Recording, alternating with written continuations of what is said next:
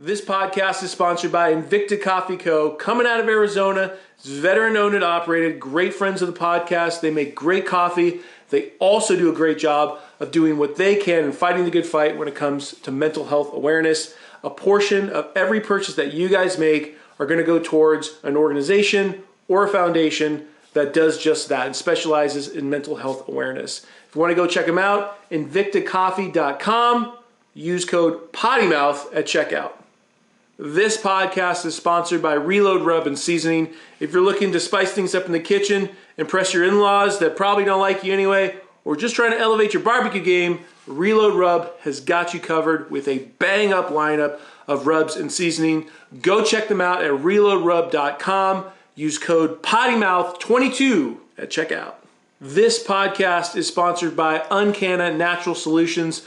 Don't get me wrong, guys. There are thousands upon thousands of different CBD companies out there, but the reason why I support Uncanna is because 1, American-made product, 2, veteran-owned, and 3, you're looking at top-tier quality products. Whether you're looking for THC-free products, full-spectrum products, balms, stuff for your pets and dogs and all that good stuff, they've got you covered. Go check them out, uncanna.com, and don't forget to use code PODDYMOUTH at checkout. You hear my wife?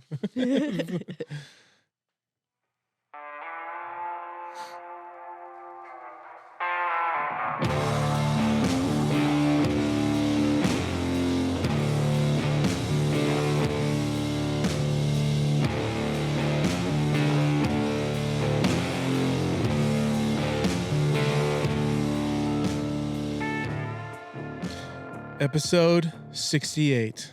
Oh, I didn't get 69. Dude, I was going to say, you got to be God damn it. devastated. If like one person, we just like threw an extra pot in like last week, like you would have been it. I know this is probably devastating for you. Yeah. Just go back to back. Yeah, just come on. Yeah, come on back. All right, there we go. Yeah, perfect. Well, you've been here for you screwed it. You screwed us all up here. You showed up so early, and we've been talking for like 30 minutes before this.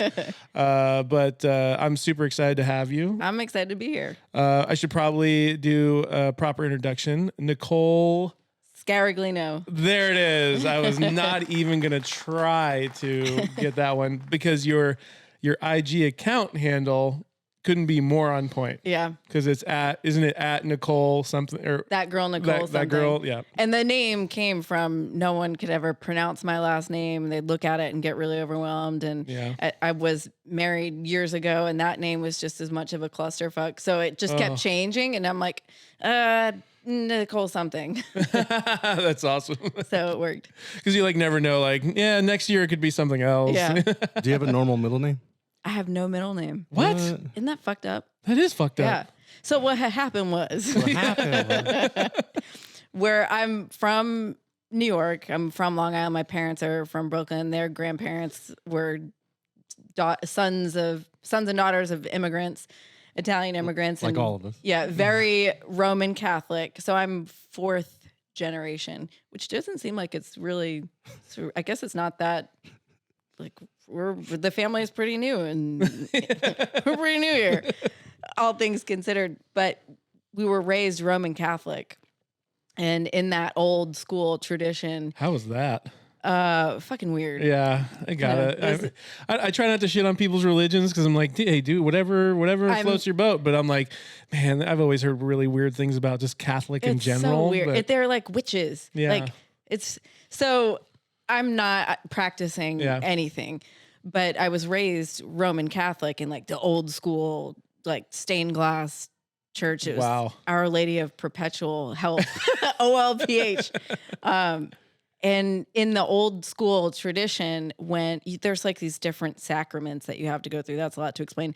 But at 16, you go through this thing called confirmation. It's basically confirming that you're an adult in the church, and you're solidified and bound for life. Oh, Jesus. Right. That's aggressive. Right.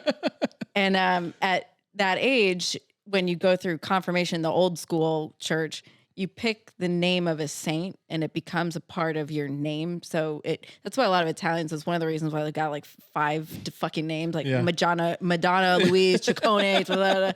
So my parents.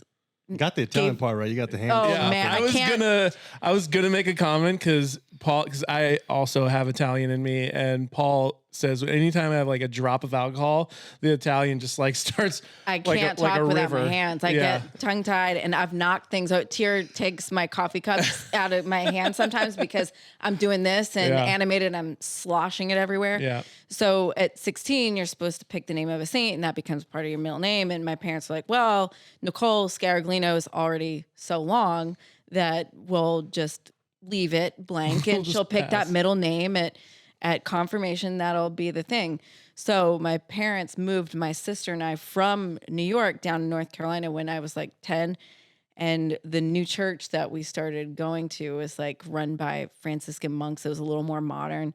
And they stopped. I got all the way to this like confirmation bullshit that I didn't want to do anyways.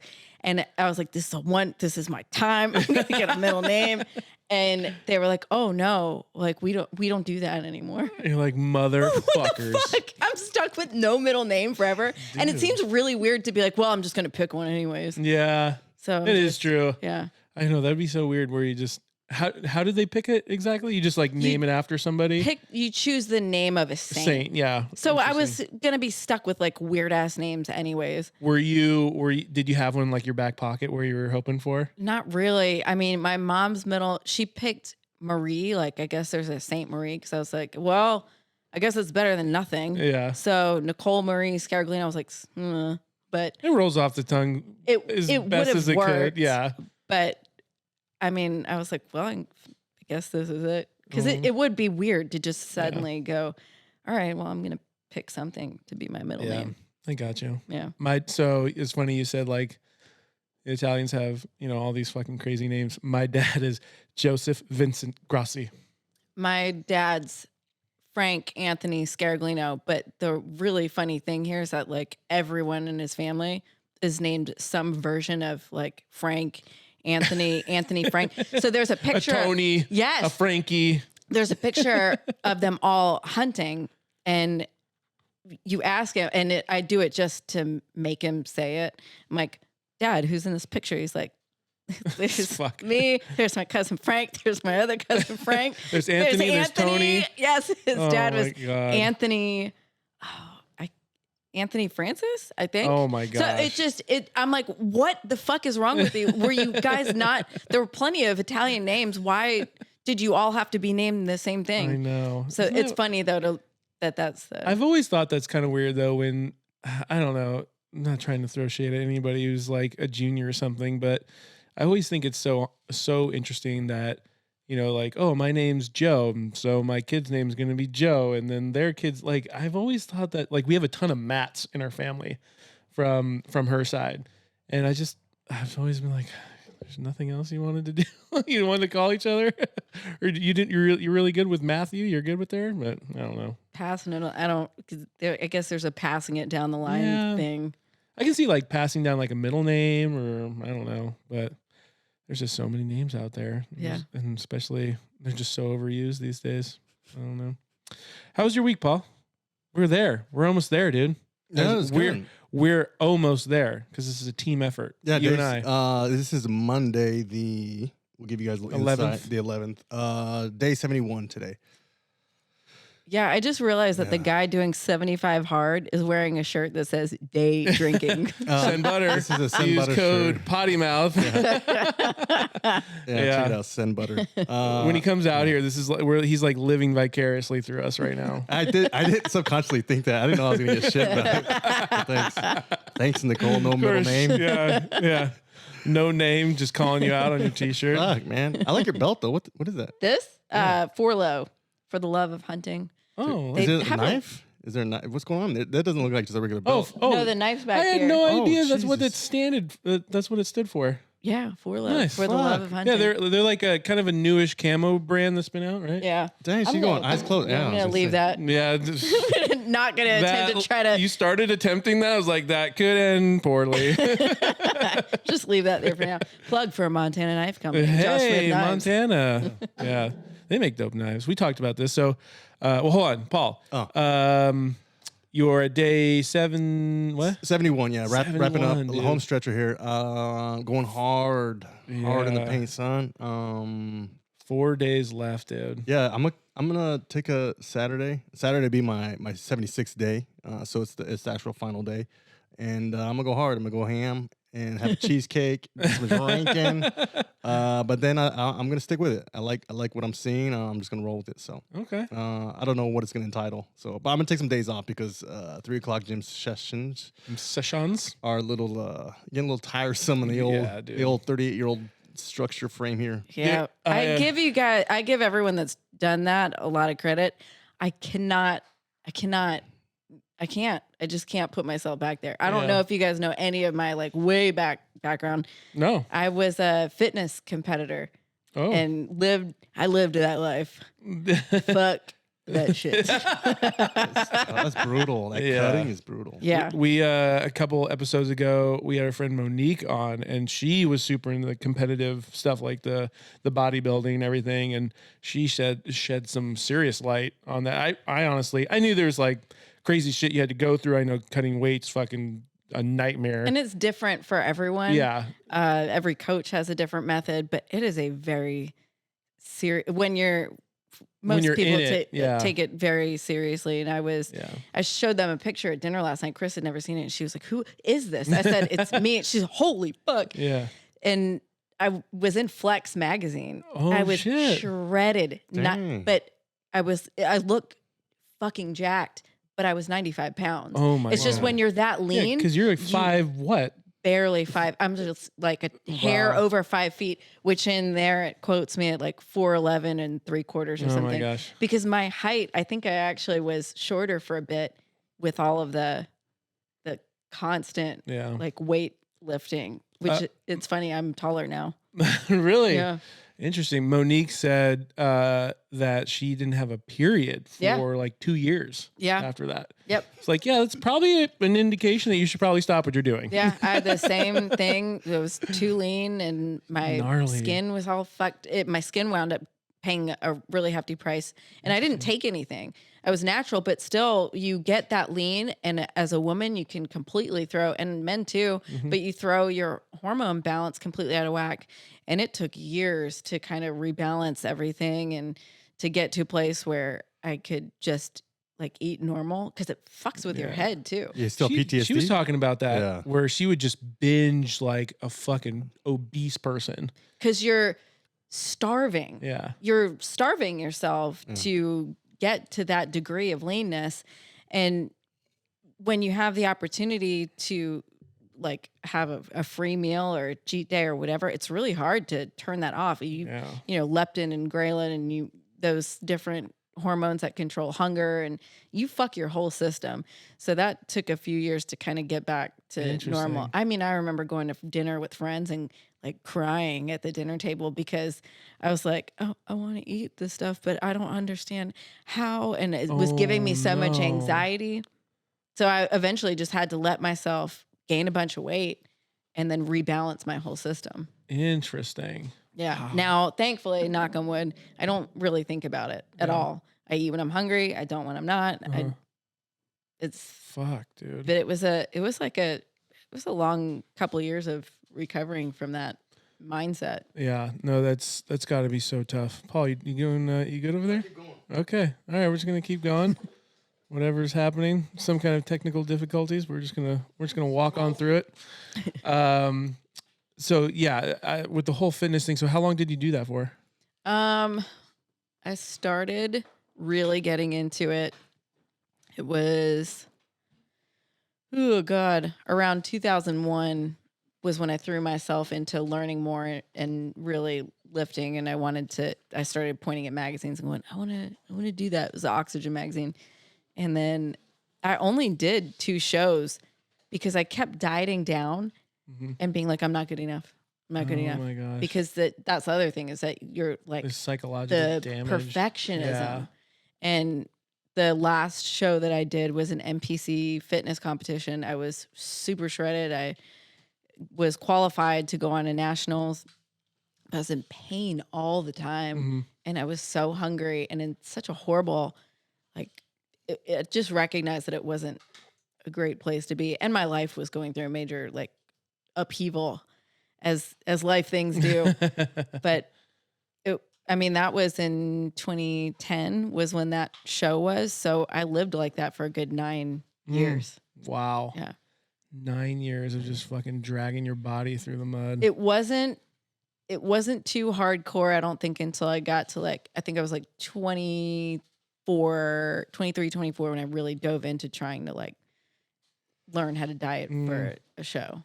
What would be some of your, if you could, maybe some tips of somebody who might be going through some psychological stuff with food, not just the bodybuilding thing. We know that that's a whole nother ball game. But people who are just maybe everyday Joes and Janes who may be dealing with some form of that psychological damage with. So I struggled with eating disorders when I was younger, and I thought that I had kind of beat all of that.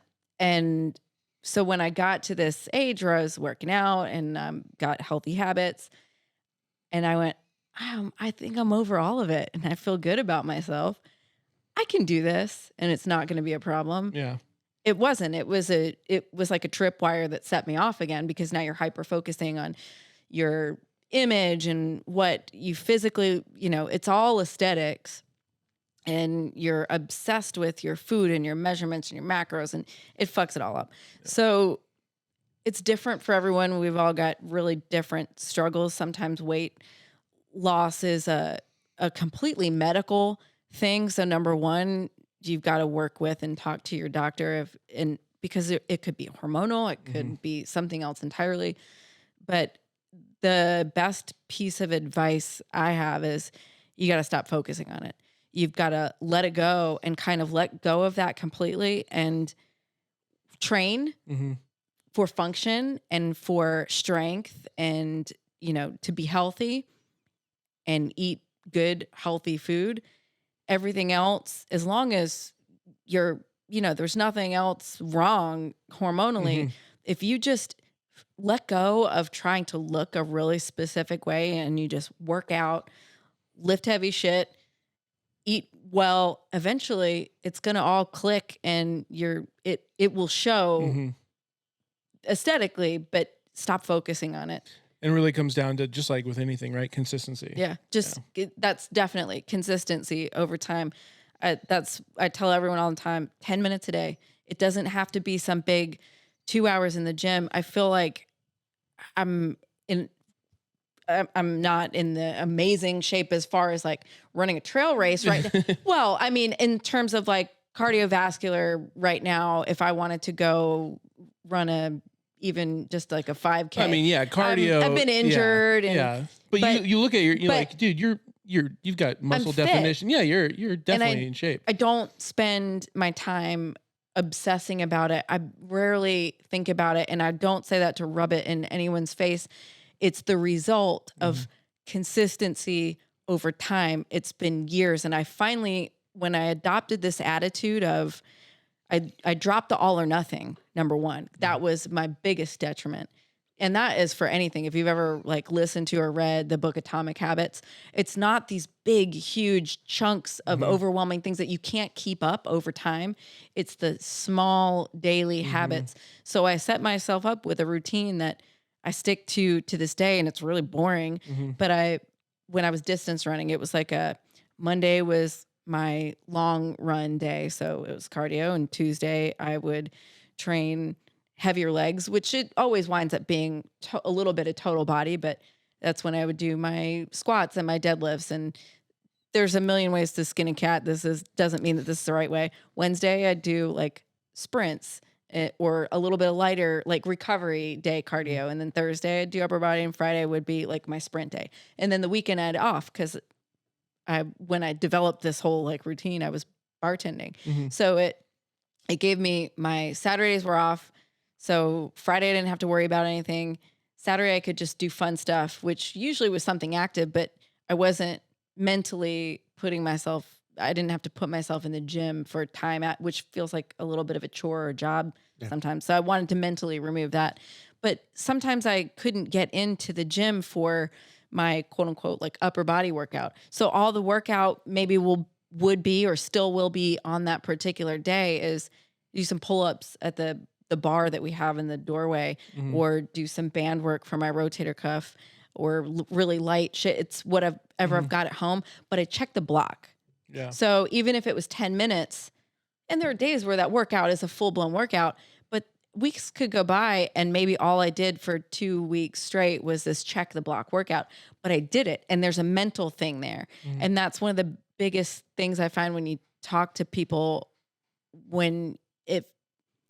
especially with binge eating, it's like, well, I already ruined it, so I might as well. Yes. I might as well go in hard now. Yeah. Instead of this moderate take on it, and you find that a lot with the bodybuilding world and mentality, because if you have a cheat day and then you have to go back to dieting, when are you going to get that opportunity again to go hard and eat the things that you want to eat? And that it just sets up this cycle. So it was cool to eventually be able to break away from that completely and go, fuck, I can eat whatever I want anytime I want. I stay consistent. I eat if I want a cupcake, I eat a cupcake. And just don't have 5 of them. Yeah. And I don't want 5 of them because I'm not feeling starved and deprived all the time. I'm so glad I'm done with that life. Could you imagine going through those challenges you went through and then having the pressure of social media? Like, I know you went earlier in your life, but now you see everything's documented, everything's on a magnifying glass, and you have those challenges. Your body's out there, and like you said, you had that struggle. Well, I had my Facebook is, I don't know how many years old now, but it did go way back through all of that, and I deleted everything. Like I shut that account down and got a brand new and just kind of started over, which I kind of regret now not having that.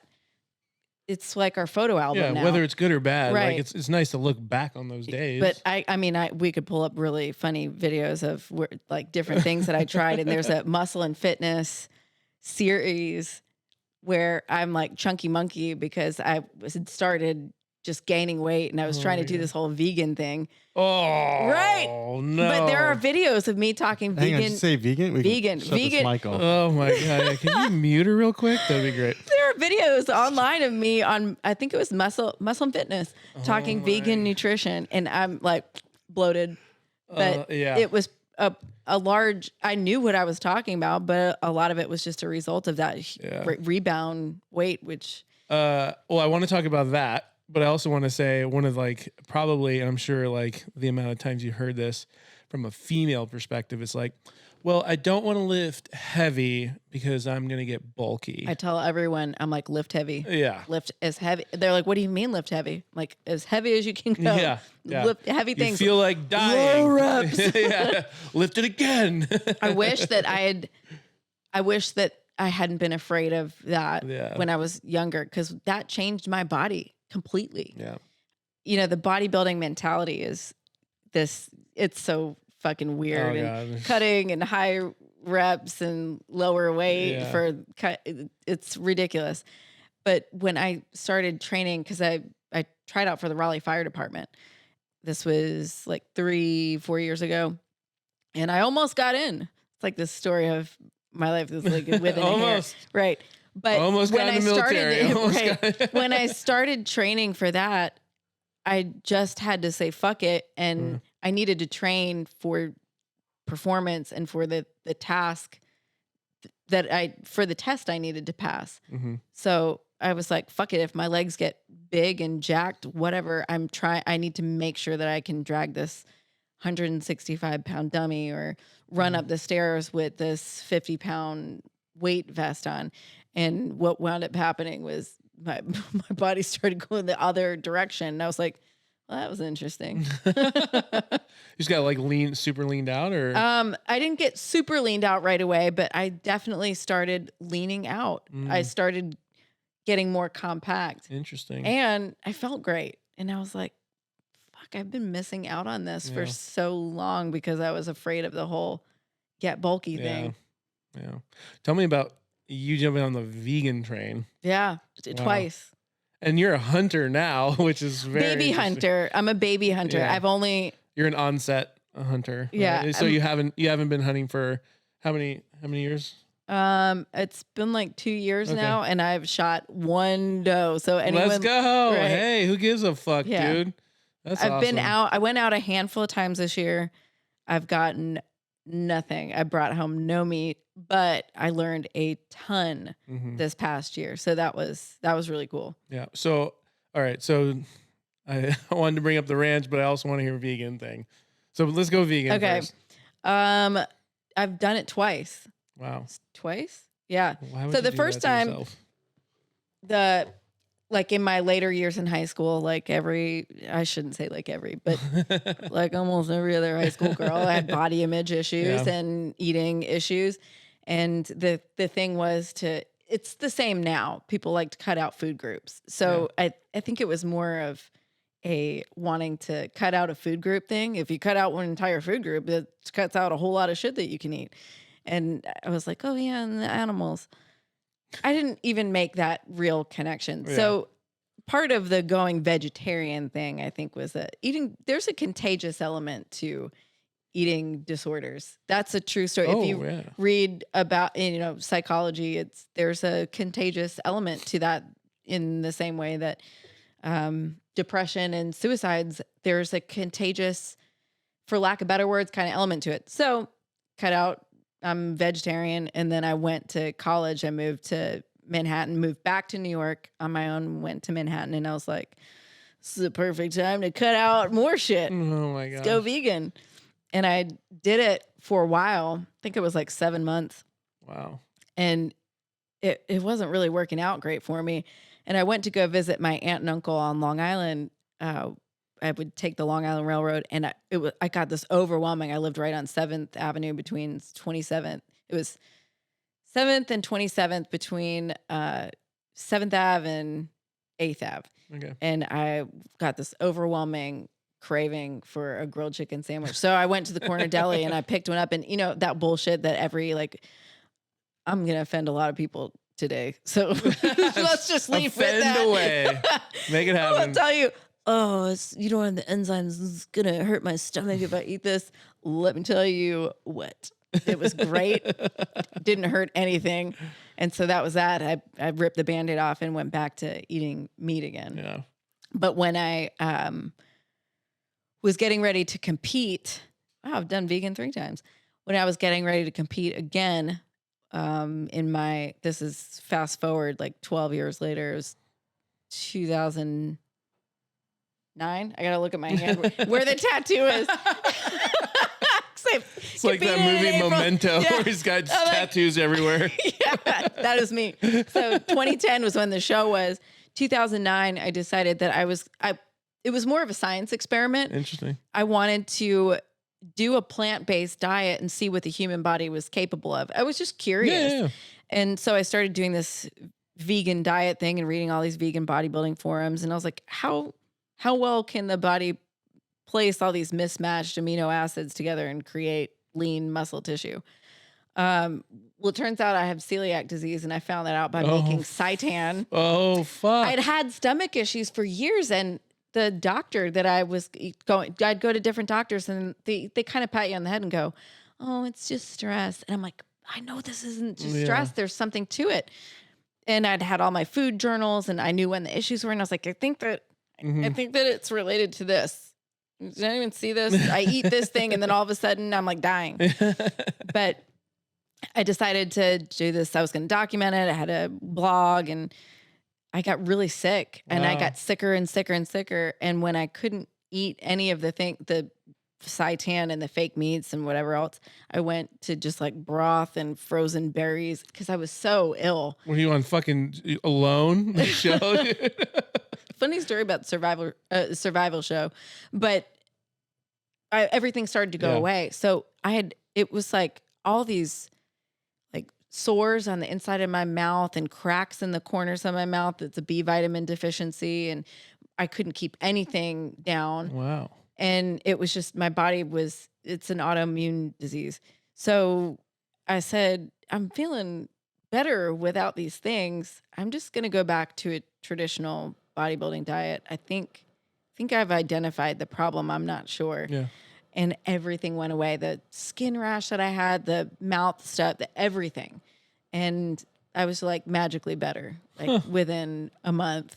And I still had some mild gut issues, but I drank tons of, kombucha and fermented foods and took a shit ton of probiotics and aloe vera stomach formula. And I was like, so I took it to eventually saw a doctor and was like, I think that they're like, yeah, that's classic celiac disease. Oh my gosh. Cool. Okay. Now that, I was right. Yeah. Told you guys I was Fucking right. asshole. Yeah. Instead of stress. But then I, not one to learn my lesson, did try going vegan again. I don't know why I thought that was like the answer to this rebound weight after competing.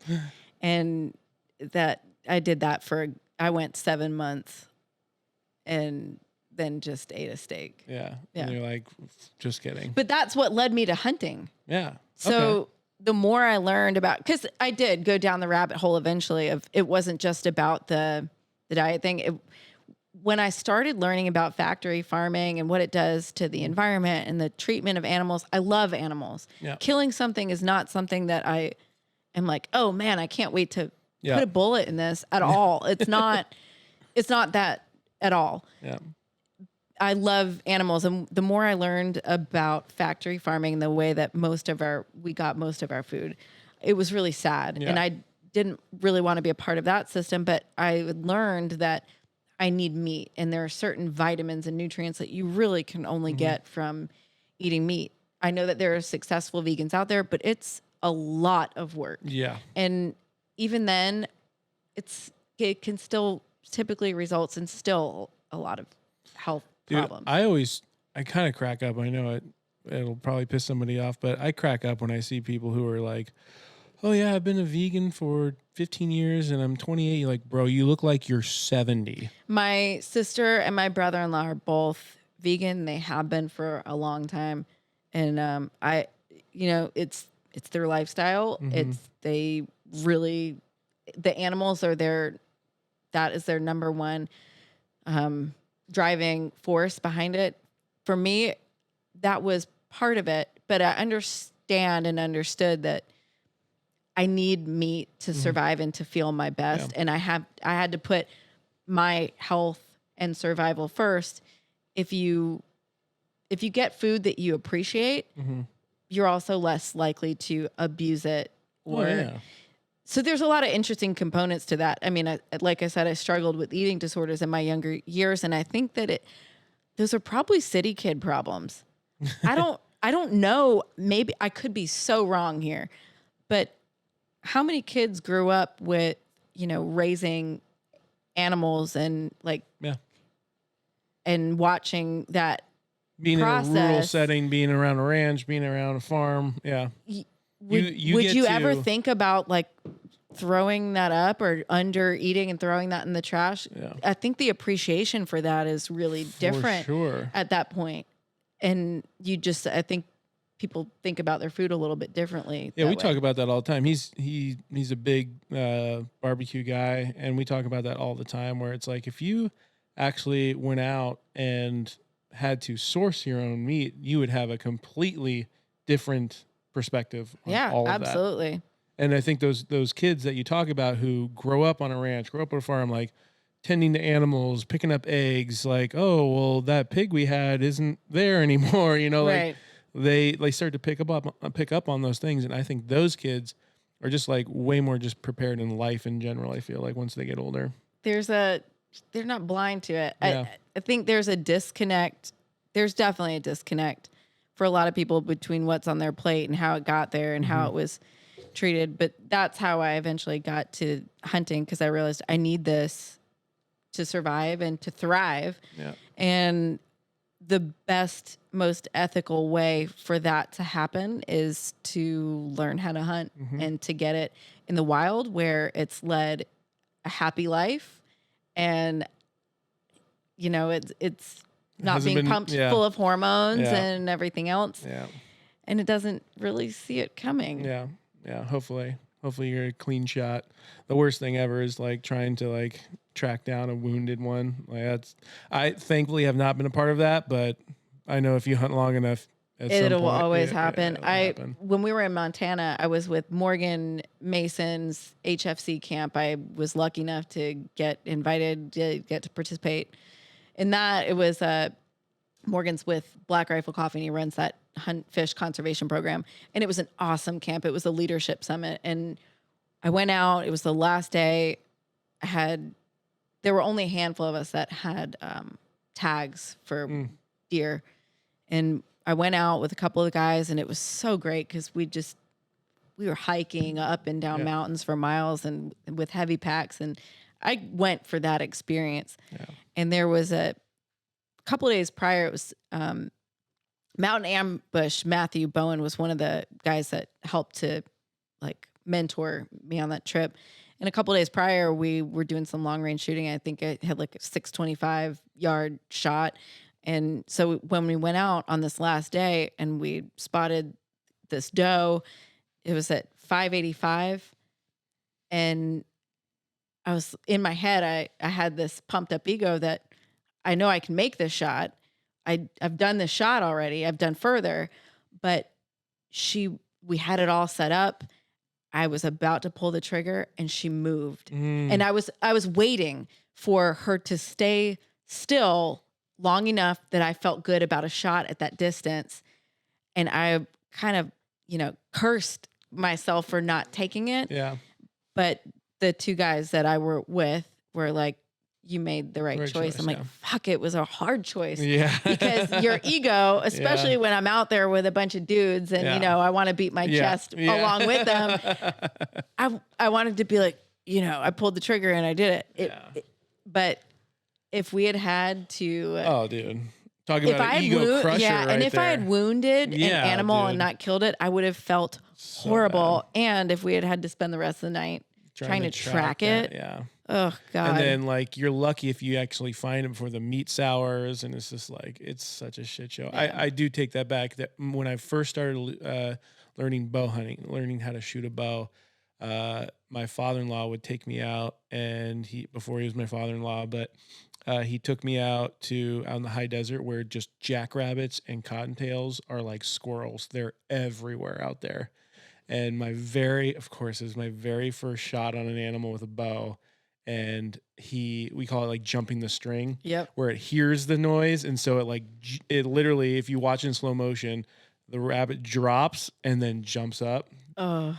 And dude, I smoked its leg, and it's just dangling. I'm like, oh, I felt like a fucking dickhead. And that's the thing that a lot of people don't understand about hunters is that every hunter I've met cares deeply about the animals that they're hunting. Like no one wants to hurt or maim something. We want food and we want to kill it in the cleanest, most humane way possible. Yeah. It's no worse feeling, I'm sure. And of course, that's literally my first opportunity with a bow, and that happens, and I'm just like, dude, that was brutal. And again, you're trying to track it, but it's like, dude, even with like 3 legs, that thing was fucking motoring, dude. Yeah.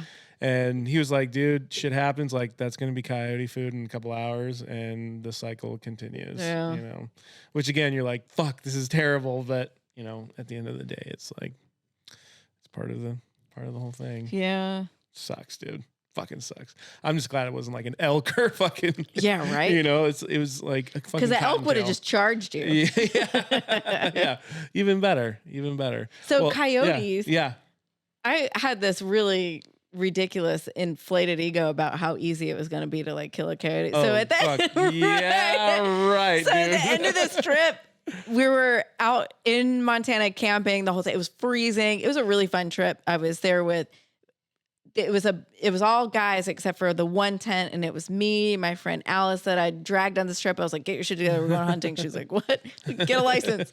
And Doc Pate. Yeah. And it was the first time we had gotten to hang out. So the 3 of us shared a tent, and that was really fun because we had never all spent time together. But I had a duck stamp and I had a doe tag. I never hunted duck because there were only a handful of us that had doe tags. So I was just after that deer the whole time. Yeah. So when I didn't get my deer, Morgan and I went out on the last day for a few hours to try and hunt coyotes. And I was just like, well, if all else fails, just shoot a coyote. And and I thought I was going to come home with this like coyote pelt. Oh my God. Those things are fucking smart. Yes. They're switched on all the time. And they're nocturnal. Yeah. So it was a windy as fuck day in the middle of the day. It was morning, but like 10 o'clock in the morning that we're out there in this canyon. The wind is whipping. They're hiding. Yeah. They're nocturnal animals, and it's windy as fuck. Like, unless they are starving to death, there's no real reason for them to come. That's why when you're driving and you're like, oh, there's a fucking coyote. That's like, why I saw them all, the whole time we're driving there. They're like random coyotes. So I'm like, oh, I'll just shoot one of these motherfuckers. And I really thought that I was going to come home with like a coyote pelt around my neck with my little denim Sherpa line jacket and be like, I'm a real hunter. You got the coyote mask, like it comes down. It's like the cape with the head coming down. I really thought it was that simple. So we're gonna put this coyote call out. We're calling coyotes and nothing's coming. And dude, literally like the tiniest movement, they'll be like, what was that? Fucking see ya. Peace out. Yeah. Yeah, it's a good time though. I've gone a couple times. I've probably bumped into more coyotes bow hunting than I ever have just like sitting out with a rifle and like a call. It's like deer. Where are they when you have your rifle in your hand or your bow in your hand? Yeah. But they're eager to commit suicide in front of your car. Yes. I don't understand. Yeah. We saw a wild turkey when we were all shooting the course at the ranch. Oh yeah. That area in Julian where she's at, I actually hunt not too far from that area.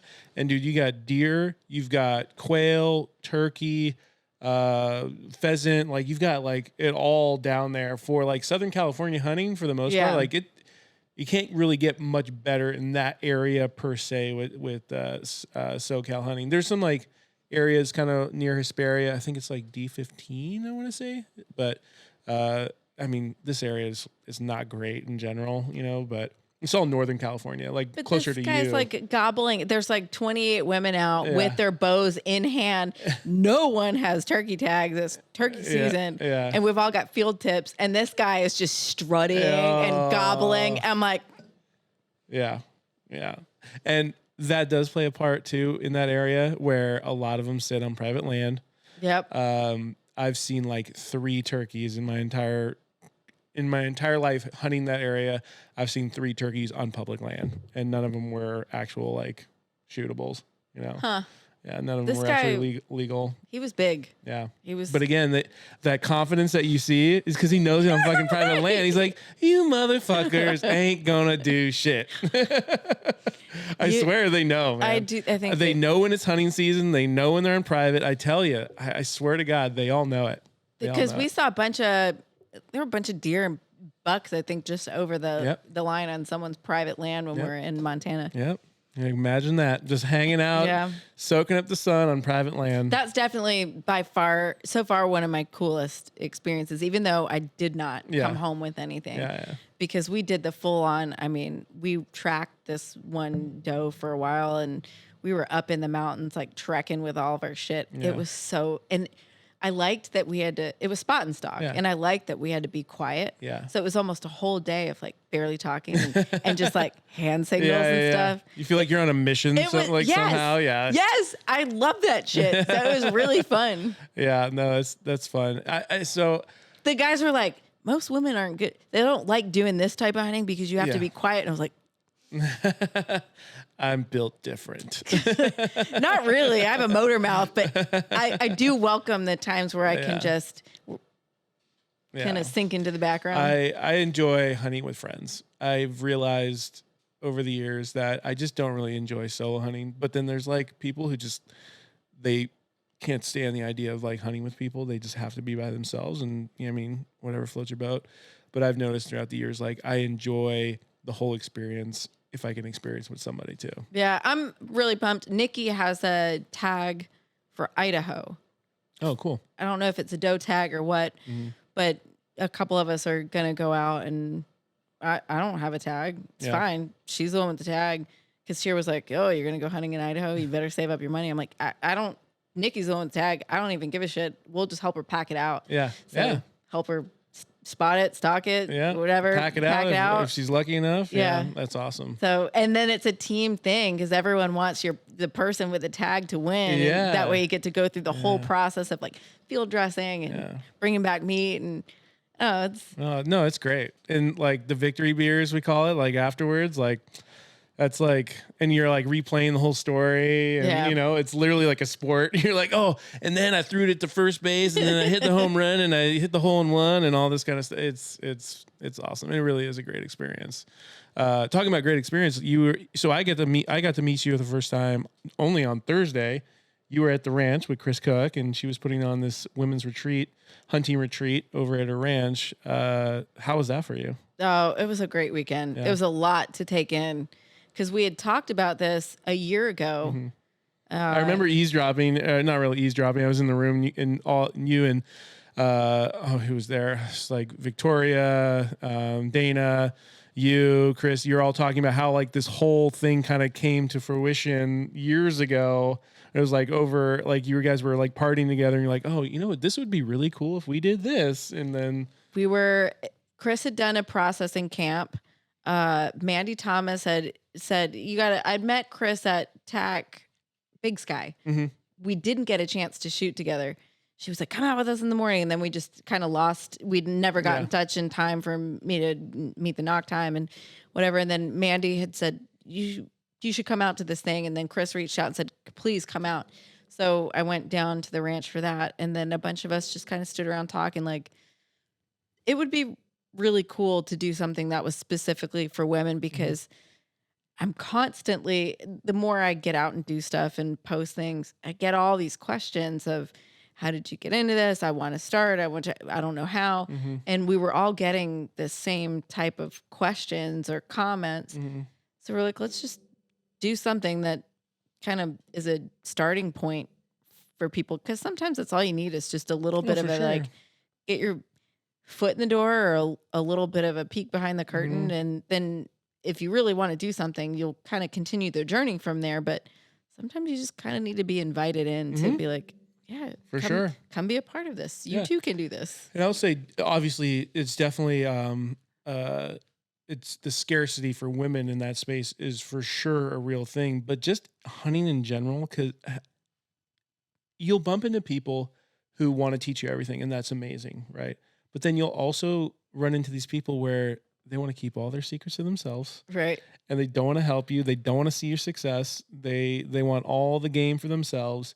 And I feel like you run into that a lot in just the hunting industry. Well, and people, if you have tags, you know how the process of getting tags is a giant pain in the ass. Yeah. Do you really want to spend your time hunting, teaching some new random female that you don't know? How does your wife feel about some new random woman that being tagging along for the hunt? So there are some challenges there. I mean, that time is kind of sacred, number one. And then do you really want to share that weekend with some random woman that's not your wife out in the woods? So there's challenges. For sure. And not everyone is going to go out and hard charge and seek that completely on their own. But if we can like help bring some more people into the fold and just at least give that starting point, that's all it takes sometimes is a little bit of a just pull on the thread. Yeah, just a little. Definitely. That's all it takes. Yeah. And you work for Black Rifles, like outdoor, like BOCC outdoors. Yep. So I'm in the hunting, fishing. That's really cool. Side of things. That's awesome. How's that been going? Good. Yeah. It's ever evolving. Yeah, I'm sure. Because it's somewhat new, kind of, right? With that kind of that section of Black Rifle. Yeah. Yeah. It's definitely a newer part of things.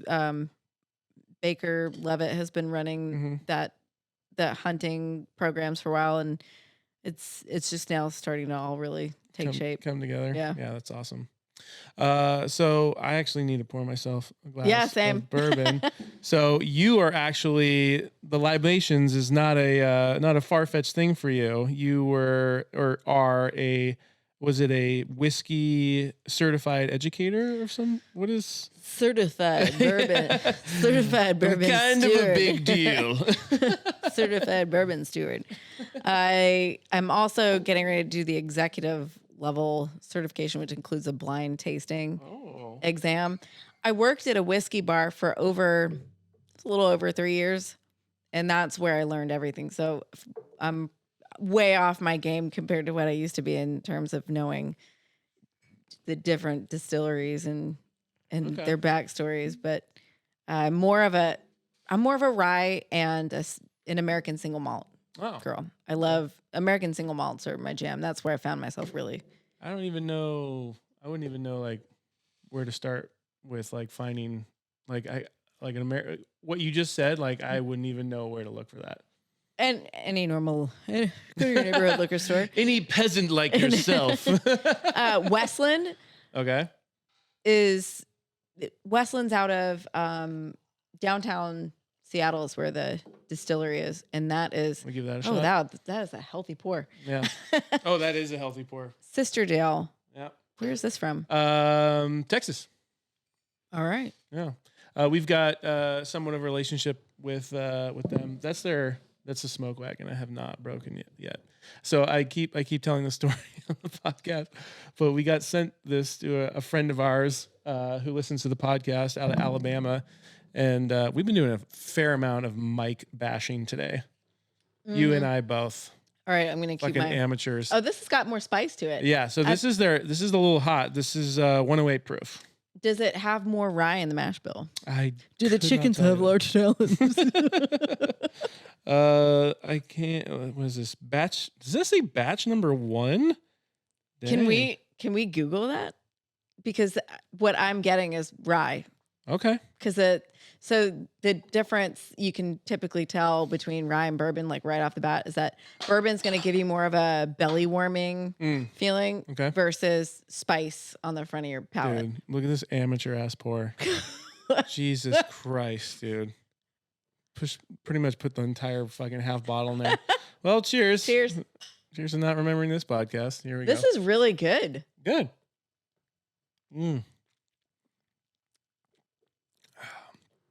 Yummy. That's really good. Yeah, it's good stuff. I want to know now if that does have a larger percentage of rye in the mash bill. Do you have Chad's number? No, I don't. So dude, we can just text Chad right now. What do you want me to ask him? We'll do it live on the pod. Ask him what the mash bill is. If it's not sometimes they're super secret about it, but. What is the mash? What do you say? Mash bill. Bill? Mash bill. Mash bill. Okay.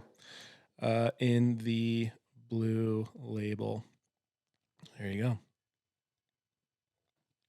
Now that he knows that you liked it, he'll probably send you a bottle if you want it.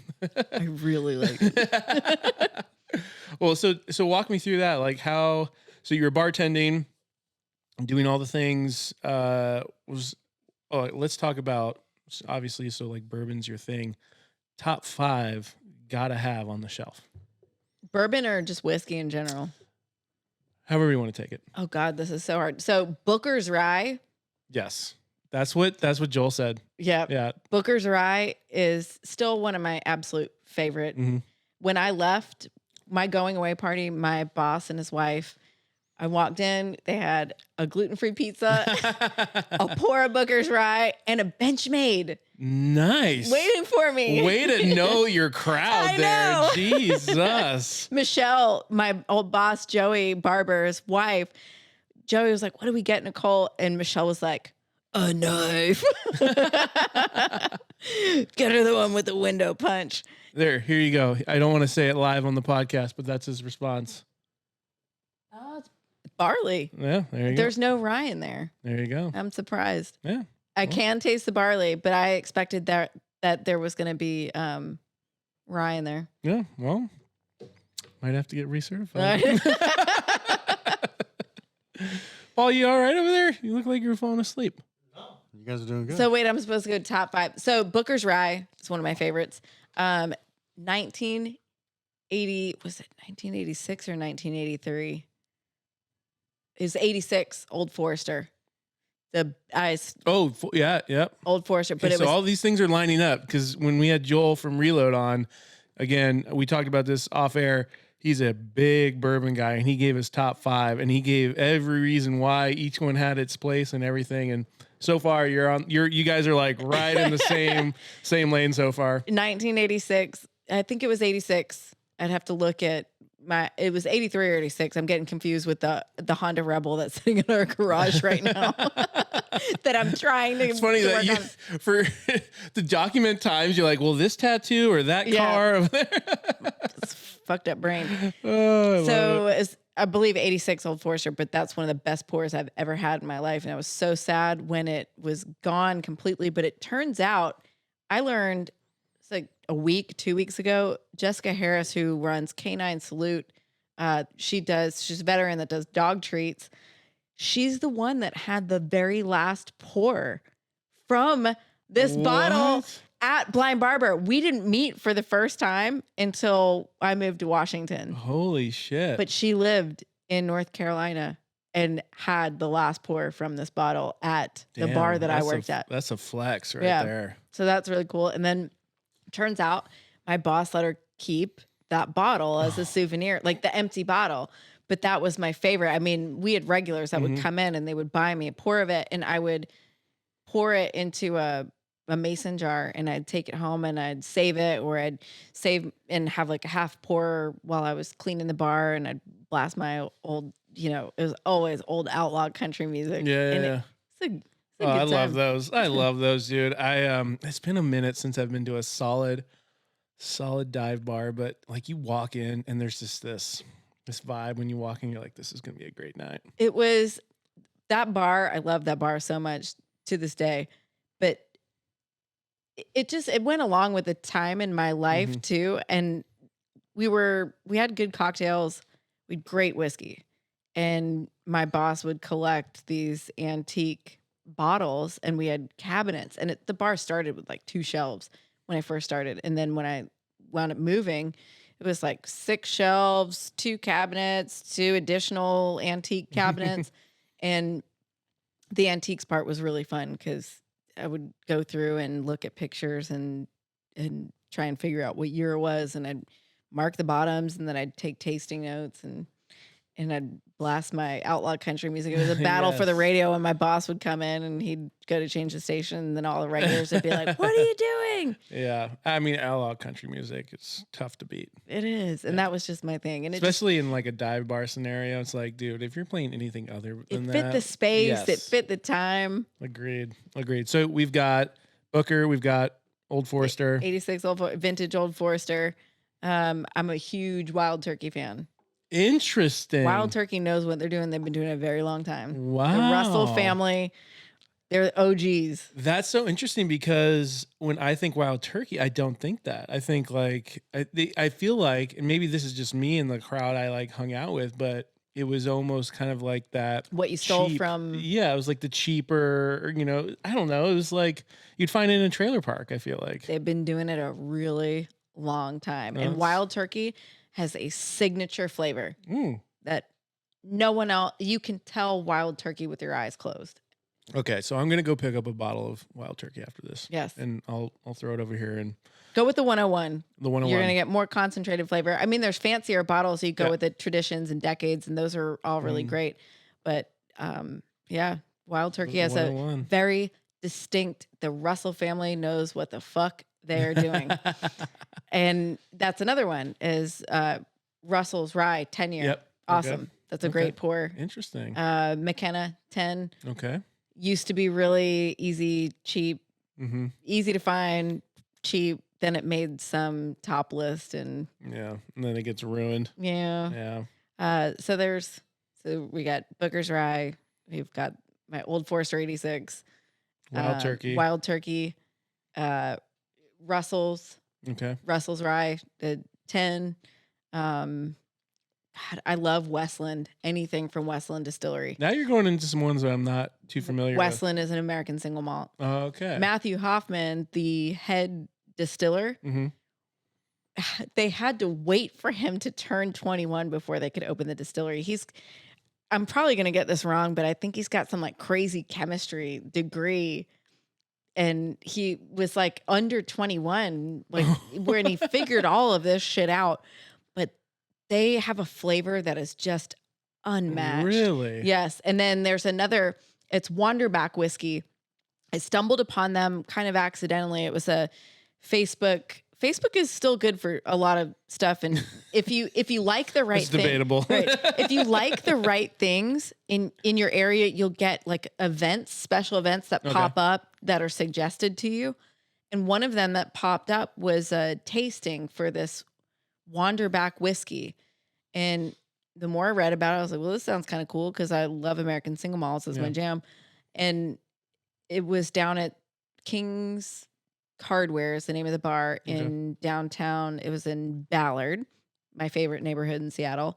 And it was right around Tira's birthday. So I think the tickets were even free, signed up for this tasting.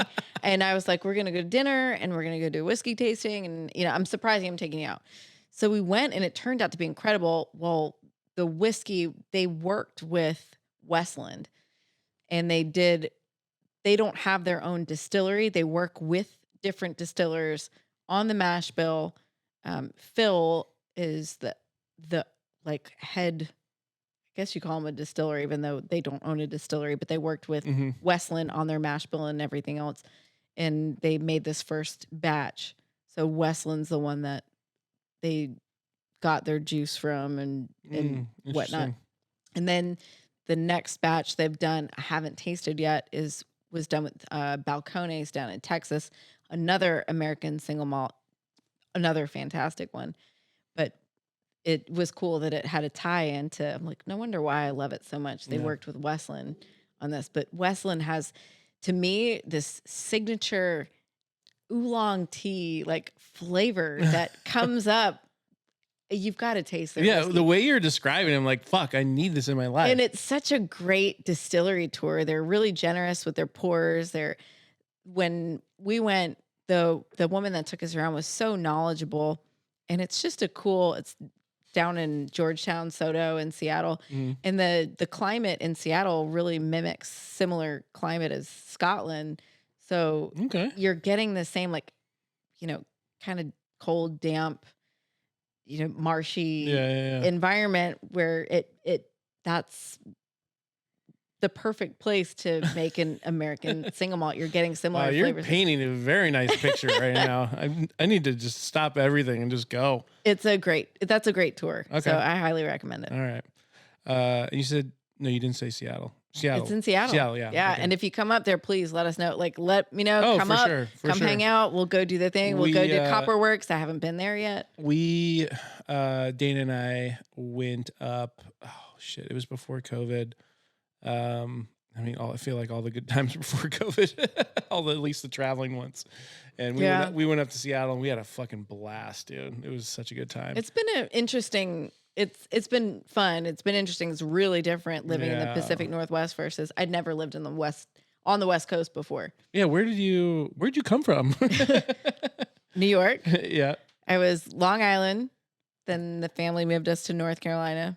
Oh shit! I fucking hated it. Really? Yes. I was a kid. Yeah. Do you think now you would enjoy North Carolina more? Now as an adult I do. So Raleigh in the 80s is not Raleigh now in the 2000s, and especially to the 2020s or however you say that.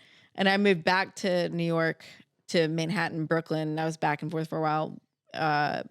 Once I turned 18, I graduated high school, spent a year getting my shit together, and then I moved back to New York, but I moved to the city.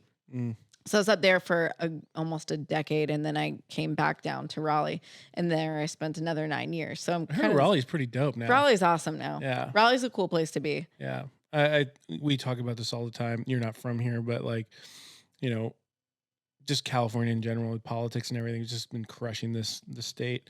And there's this debate. We talked about this when Chris was on here, where it's like, well, actually, instead of like fleeing to another state, like, let's put up a fight here. Let's try to change as much as we can while This is a cool state.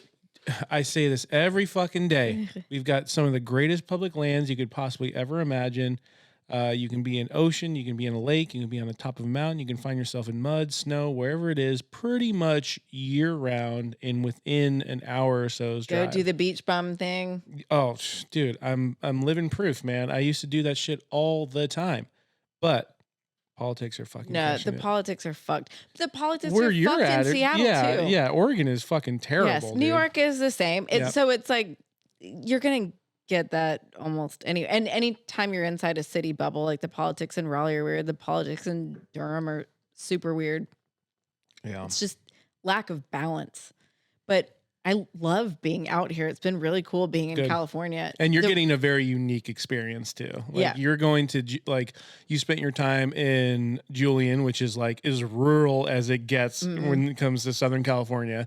Northern California, different. And then last night was Pacific Beach. Yeah, so you're in PB. Yeah, PB is like a whole nother vibe. I was so mad. Like, I can't wait for this ankle thing to be completely resolved. Yeah. But I was like, I got to come back. I need to spend, I think it's La Jolla across the way. It has really good for an amateur level kook like myself. 2 to 3 foot wave 2-3 footer wave consistently, just not apparently not this week because it's leading up to Big Swell. I was so pissed because Ryan from Protect was like, oh man, I've got a buddy. We can get you wetsuit and a board for the day. And we both checked the surf line report and I was just kidding. 4 to 6. This is way above my pay grade. Yeah. So I've got to come back. That's a definite. I grew up in Topanga Canyon, which looks very similar to Julian, and it's like 5 minutes from the coast. And there's this beach called Sunset Beach, and that's where you like went to learn. Like if you get like on a longboard, like the waves you'll hop on a wave and it'll literally take you all the way into the shore. I love that. And I went to, and it's like 3 feet, you know, that's like, perfect. Yeah, I don't have this like, it's fun. Yeah. It's been a hot minute since I'm I've never gone. going to go shred some 6 foot wave. Shred the gnar. Not at all. But I did. One of my dream trip was 7 days in Costa Rica in Nosara. And it was me and one of my girlfriends. And it was like, we went on a shoestring and it was $29 a night to stay at this hostel. It was Jungle's Edge and it was fucking perfect. It was 2 hours from the Liberia airport to Nosara. And we found someone that lived there that could recommend a cab service that wasn't going to human traffic us rape off you to, and kill you and throw you in an alley. Yeah, sure. So we had all of that planned out and we stayed at this $29 a night hostel with a hot plate and a mini fridge. So we love it. I love the gypsy life, dude. It was awesome. When you did this? I was like 36. Fuck yeah, dude. I was older and it was my first and only time, sadly, so far out of the country. And we went down to the market and we bought rice and beans and eggs and coffee. And that's when I learned about pour overs because we had nothing to make coffee. So I was like, well, if we take a paper towel and we boil water and we just pour it over top, at least we'll get some caffeine. And it turned out to be like the best coffee I've ever had. Holy shit. So it's like, there's something to it. It turns out there's a name for it. Yeah. And it's a really big deal. You didn't invent it. Right. So you're like, guys, I think we're onto something here. But it was so cool. And it was so cheap. So all we did for 7 days straight was we would get up at 5 a.m. We went beginning of rainy season. So our tickets were super cheap and the rates were super cheap. And it was perfect because we'd get up at 5 a.m. We'd cook, we'd make our coffee. We'd grab our we didn't know that there were like regular bikes for rent. So we had these pastel blue with fucking baskets and Jesus bells Christ. in the front. Screams tourist. Yeah. So we'd take our bikes that we rented for the week and we'd ride down and we'd grab our boards and we both started on foamies the first day. And by the end of the week, by midweek even, I was on I think it was a 6'2" McTavish. Oh, yeah. Yeah. I fell in love with McTavish surfboards. Interesting. And then I found out how much they cost. Yeah, you're like, okay, don't love you that much. Well, I do, but also out of my pay grade. So I had my one board. It was my 6'2" McTavish surfboard. So it was a shorter board. And that was midweek on. And we would that was our routine. We'd get up at 5, we'd cook, we'd make our coffee, we'd ride our bikes, we'd pick up our boards, we'd go down the beach, we'd surf until our little arms were about to fall off. We'd ride back. Typically the rain would start right as we were riding back. And then by like 6, 7 o'clock, it was pouring monsoon rains, and we'd just go to sleep. Yeah. Early as fuck, and we'd get up and do it again. And we did that for 7 days straight, and it did not get old. Yeah, it never got old, I bet. The leafcutter ants got old. The leafcutter, I don't know anything Holy about fuck. Those. Oof. Look them up. Leafcutter ants. Oh. They hurt. Oh my They were God. fascinating to watch, though. I'm Really? obsessed with ants. They are so cool. I've always wanted an ant farm. Oh, we'll get you an ant farm. They're the cool, but ants have these really complicated hierarchies, and they're like a you little. see when their queen dies, they do the death march, Yes. right? That's fucking They're gnarly, dude. fucking fascinating, and they build like what they build underground. Have you ever seen where they pour silver into these like ant colonies and they pull it out, and it just shows how complex it's like an underground city. Yeah, but there are the coolest things to watch work. So funny, dude. There's a hierarchy, and they have jobs, and they've got a queen, and to watch them carry these giant, like they get a Dorito, and they'd be carrying this giant Dorito standing straight up on their backs. Yeah. And I could just sit there and watch them doing this. And if you think about like what that Dorito weighs compared to what that ant weighs, you're like, dude, that's like monstrous. They're really cool. Yeah. Their ants are fucking cool, but That's so don't get them. There's ants in your pants is a real thing. My friend hung her jeans up. They were those CrossFit, those Fran jeans. So they're like tight, stretchy I'm jeans. wearing Fran jeans right now. Dude, that's no bullshit. Well, She put them on, and there were no joke, like ants in her pants, and Oh my God. we both got eaten alive by some shit up there. Speaking of like the rainy season, we before we got married, we went to Costa Rica. Which part? Oh shit, the rainforest side? I don't know. I can't remember. But it was a clusterfuck getting. So you fly in. There's everyone trying to flag you down, and then there's somebody like actually there to pick you up. Yeah. But you don't know like really who it is. You're like, Yeah. are we gonna get fucking our slit, our throat slit, and just bodies dumped off the side of the road? We like drive like 6 hours, and then we finally get to this random village, and then I we're wonder like, where you guys went. it was a dope spot. So, funny story. Well, one, the place was awesome. Falling asleep during like a monsoon rain. It's so relaxing. Oh my God. Howler monkeys though, were there howlers? Yes. Holy shit. The first time I heard that. Yeah, bro. We were, not only did we hear them, we did the zip lining in the trees while the fucking howler. You'd be sitting on the platform as this fucking be like, like What is that? dude, I'm sitting like, this is how it ends, I guess, apparently. Did you notice too that before a storm rolls in, they start doing that? So Yes. the storm hasn't started yet, but they all, it's like they come out of nowhere, and it feels like you're being surrounded by these howlers. And we called it Monkey Alley. So we were in this Jungle's Edge was up on a hilltop, and we pedal our fucking little legs on our bikes up, and there were like little shanty cardboard houses at the bottom, which was weird, and chickens and dogs everywhere. And we'd have to pedal up and pedal back down through what we called Monkey Alley every morning, where it was like that scene in The Neverending Story where you have to pass through the like laser eyes of fire, because they would sit there in these trees and they would throw mango pits at you. And I mean, I'm glad it wasn't shit, but they really would throw mango pits at us as we were passing through. So you're like, okay. And you're like, take a deep breath and get ready to pedal as fast as you can through, because they're like going to pelt you with this. Monkeys are like the fucking smartest. They're like smarter than humans. They are. Insane. And they're mean as hell. They're meanest. It's depending. I think it depends on the actual breed of like, what is it? I can't remember. I'm not even going to try, but there is like a certain breed, I don't know, or species of monkey that it's like really fucking mean. Well, they like try to rip your arm out of your fucking socket. That's all I mean, monkeys. And now when you hear about stories about monkeys, you only hear about them like tearing Fucking people's people faces up, off yeah, and throwing yeah. shit at them. Little kid falling in a fucking gorilla cage Yeah. and just getting fucking mangled. I don't fuck with monkeys. No, fuck that, dude. I'll never forget. There was I was listening to some kind of, it might have been his podcast. Shout out to a good listener of ours, Joe Rogan. You may have heard him. No, just kidding. He's got this look at me. Josh Rogan. Shout out to Buffalo Trace. Yeah, shout out to you. But no, Joe Rogan was talking about, he was doing Fear Factor and they were doing something with monkeys. Nope. And he said it was like off camera, right? Like they were just like, they were kind of getting used to the monkeys and stuff.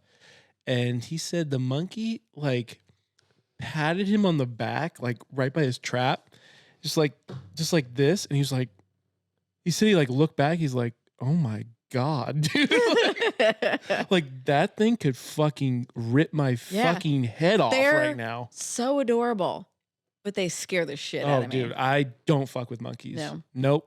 When I see like, oh, like here, put the monkey, I'm like, dude, if that monkey just decides to have a really fucking bad day, it's gonna fucking end my life. I think it was on the Joe Rogan podcast recently where I don't know who the guest was, but they like know what makes you you, and they'll like do shit like rip off your face, your fingers, like shit like that. Go for your fucking genitals. Yeah.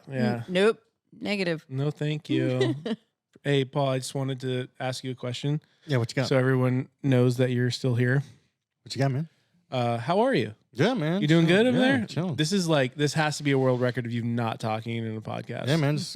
I'm on my Switch game over here, so we're doing good. You probably like it a little bit better this way, where you're just not having to talk. No? Oh, no? It is what it is.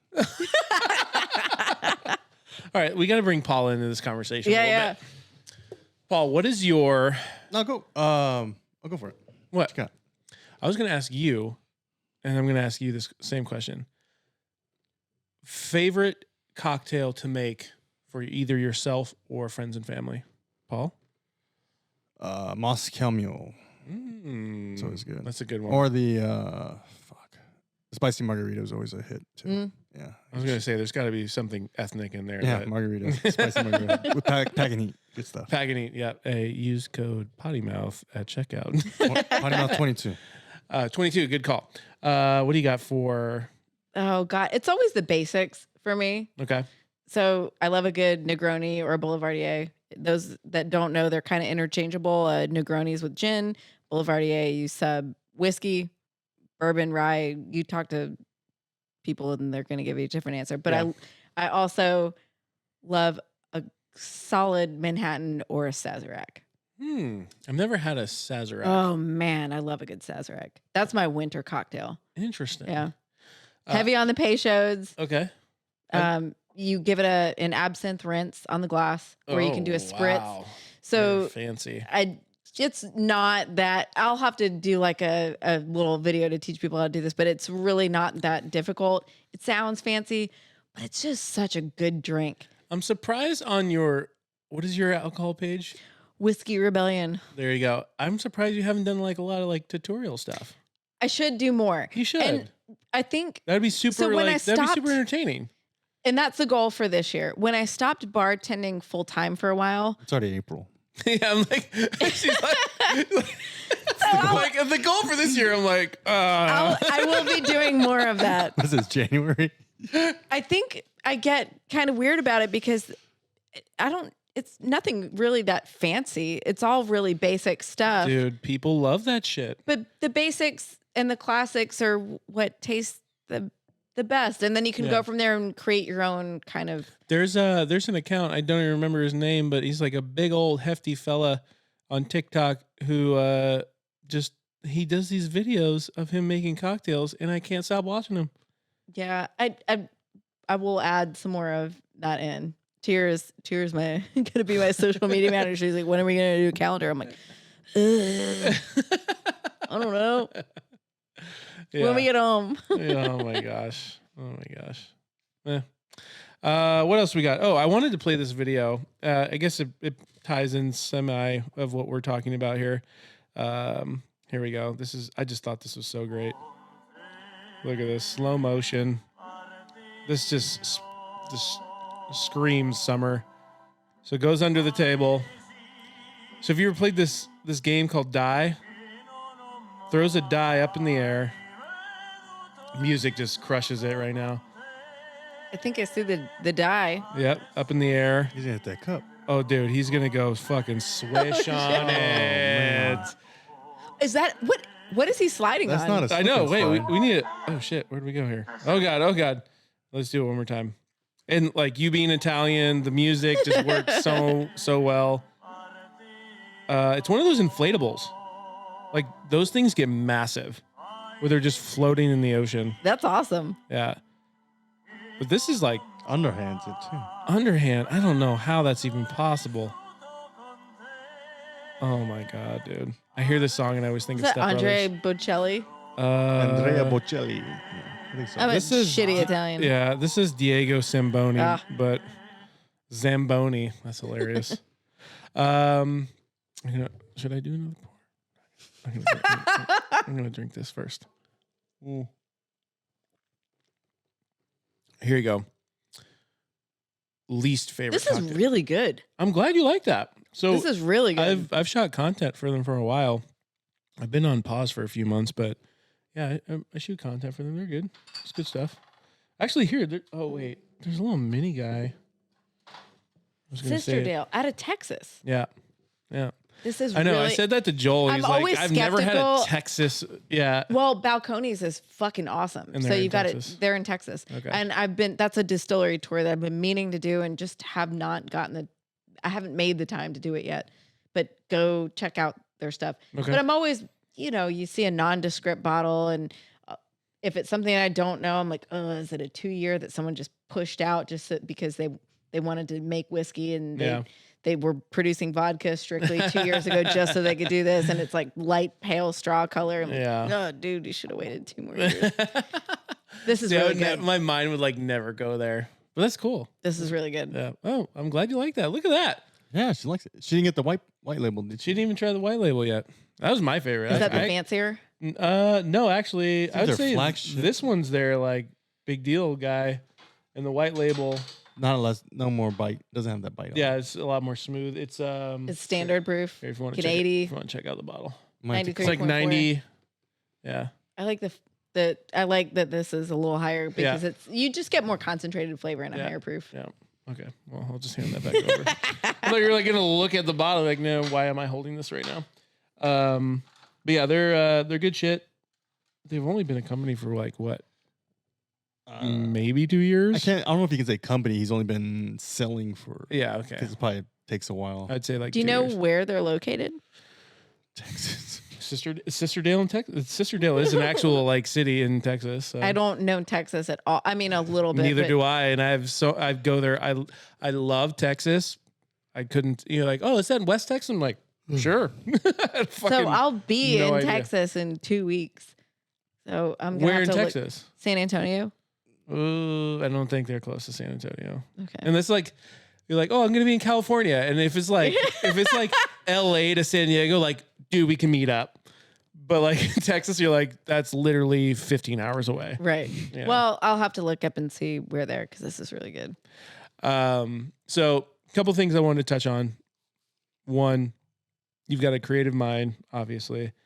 Art is a huge part of your life, but we were also talking about, and this kind of like plays in together, where on the phone we were talking about how like you and I both struggled early on when ADD, ADHD, whatever you want to say or call it. And we always got at least, and it sounded like you kind of echoed what I had to deal with growing up, where you get kind of just tossed to the, the side because we didn't learn the same. So therefore we're fucking retards or whatever, Stupid. Or aloof. You're remedial, you're Right. fucking short bus, you're this, you're that, you're the other thing. But, I wanted to touch on that because you seem to be like pretty passionate about that, and you started doing some things to benefit your cognitive ability. And so if you want to just jump in on that, especially with your art's pretty fucking amazing. Thank you. God, I don't even know where to start on that. I did not help you out at all. I was just like, blah, blah, blah, blah, blah. You take it over from here. Yeah, where do I start on that? I definitely, I think we did have similar experiences in school. Growing up that I was called aloof a lot because I'd kind of sit back and observe some or. Were you like with other like academics, were you like so just all over the place, but then there was something, specific there where you just art and dialed in? athletics were the two things that I Same. excelled in. Same. Art and sports. But to get me to sit in history class, I'm like, blow my brains out right now, please. Yeah. Now I find that stuff really interesting and fascinating, but yeah. It's funny how it that was works. just the sitting in a desk part for that long where it's funny how the ADHD or ADD brain, I think they're all classified as ADHD now. I don't know the fucking difference, but it's just funny how that works is I feel like, had Full Metal Jacket, Animal Mother. Sometimes I'm a fucking completely just dumb as a box of rocks until you start throwing grenades at me. And then all of a sudden I light up. And when everything's chaotic, I'm able to like hone in and I'm sharp as a tack. But when things are calm, I'm really stupid. That's so funny, dude. I feel the same exact way. There's some times where I'm like,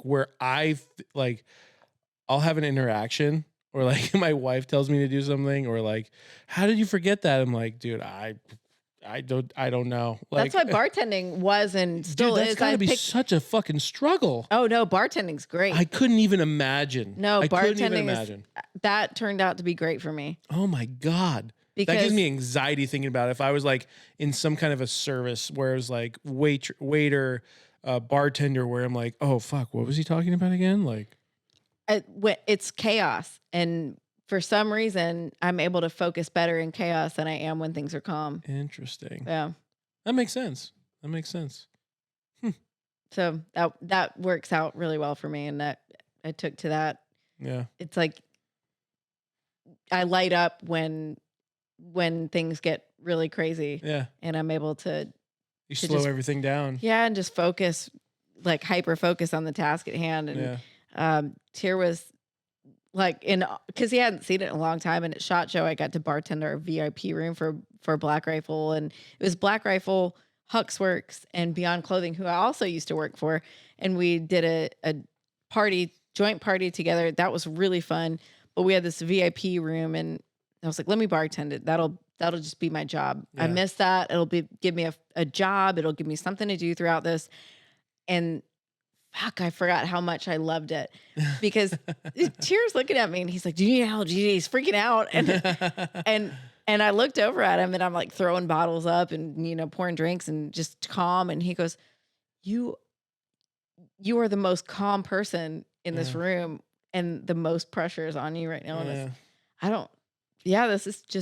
this is where I thrive. This is what feels good. Dude, there's got to be something about that, a connection between ADD and like having the job. Because like during parties, like I would like be like, I'll man the barbecue or I'll serve drinks or I needed some kind of a job to feel some kind of like normalcy. Yeah, I need something to do. That's just me.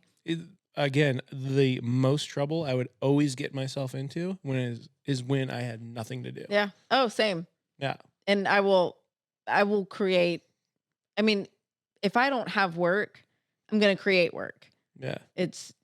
That's how I keep myself sane. I need purpose. I need tasks. And so I've just learned to kind of create that for myself. So I'm constantly juggling a million different things because I just need that.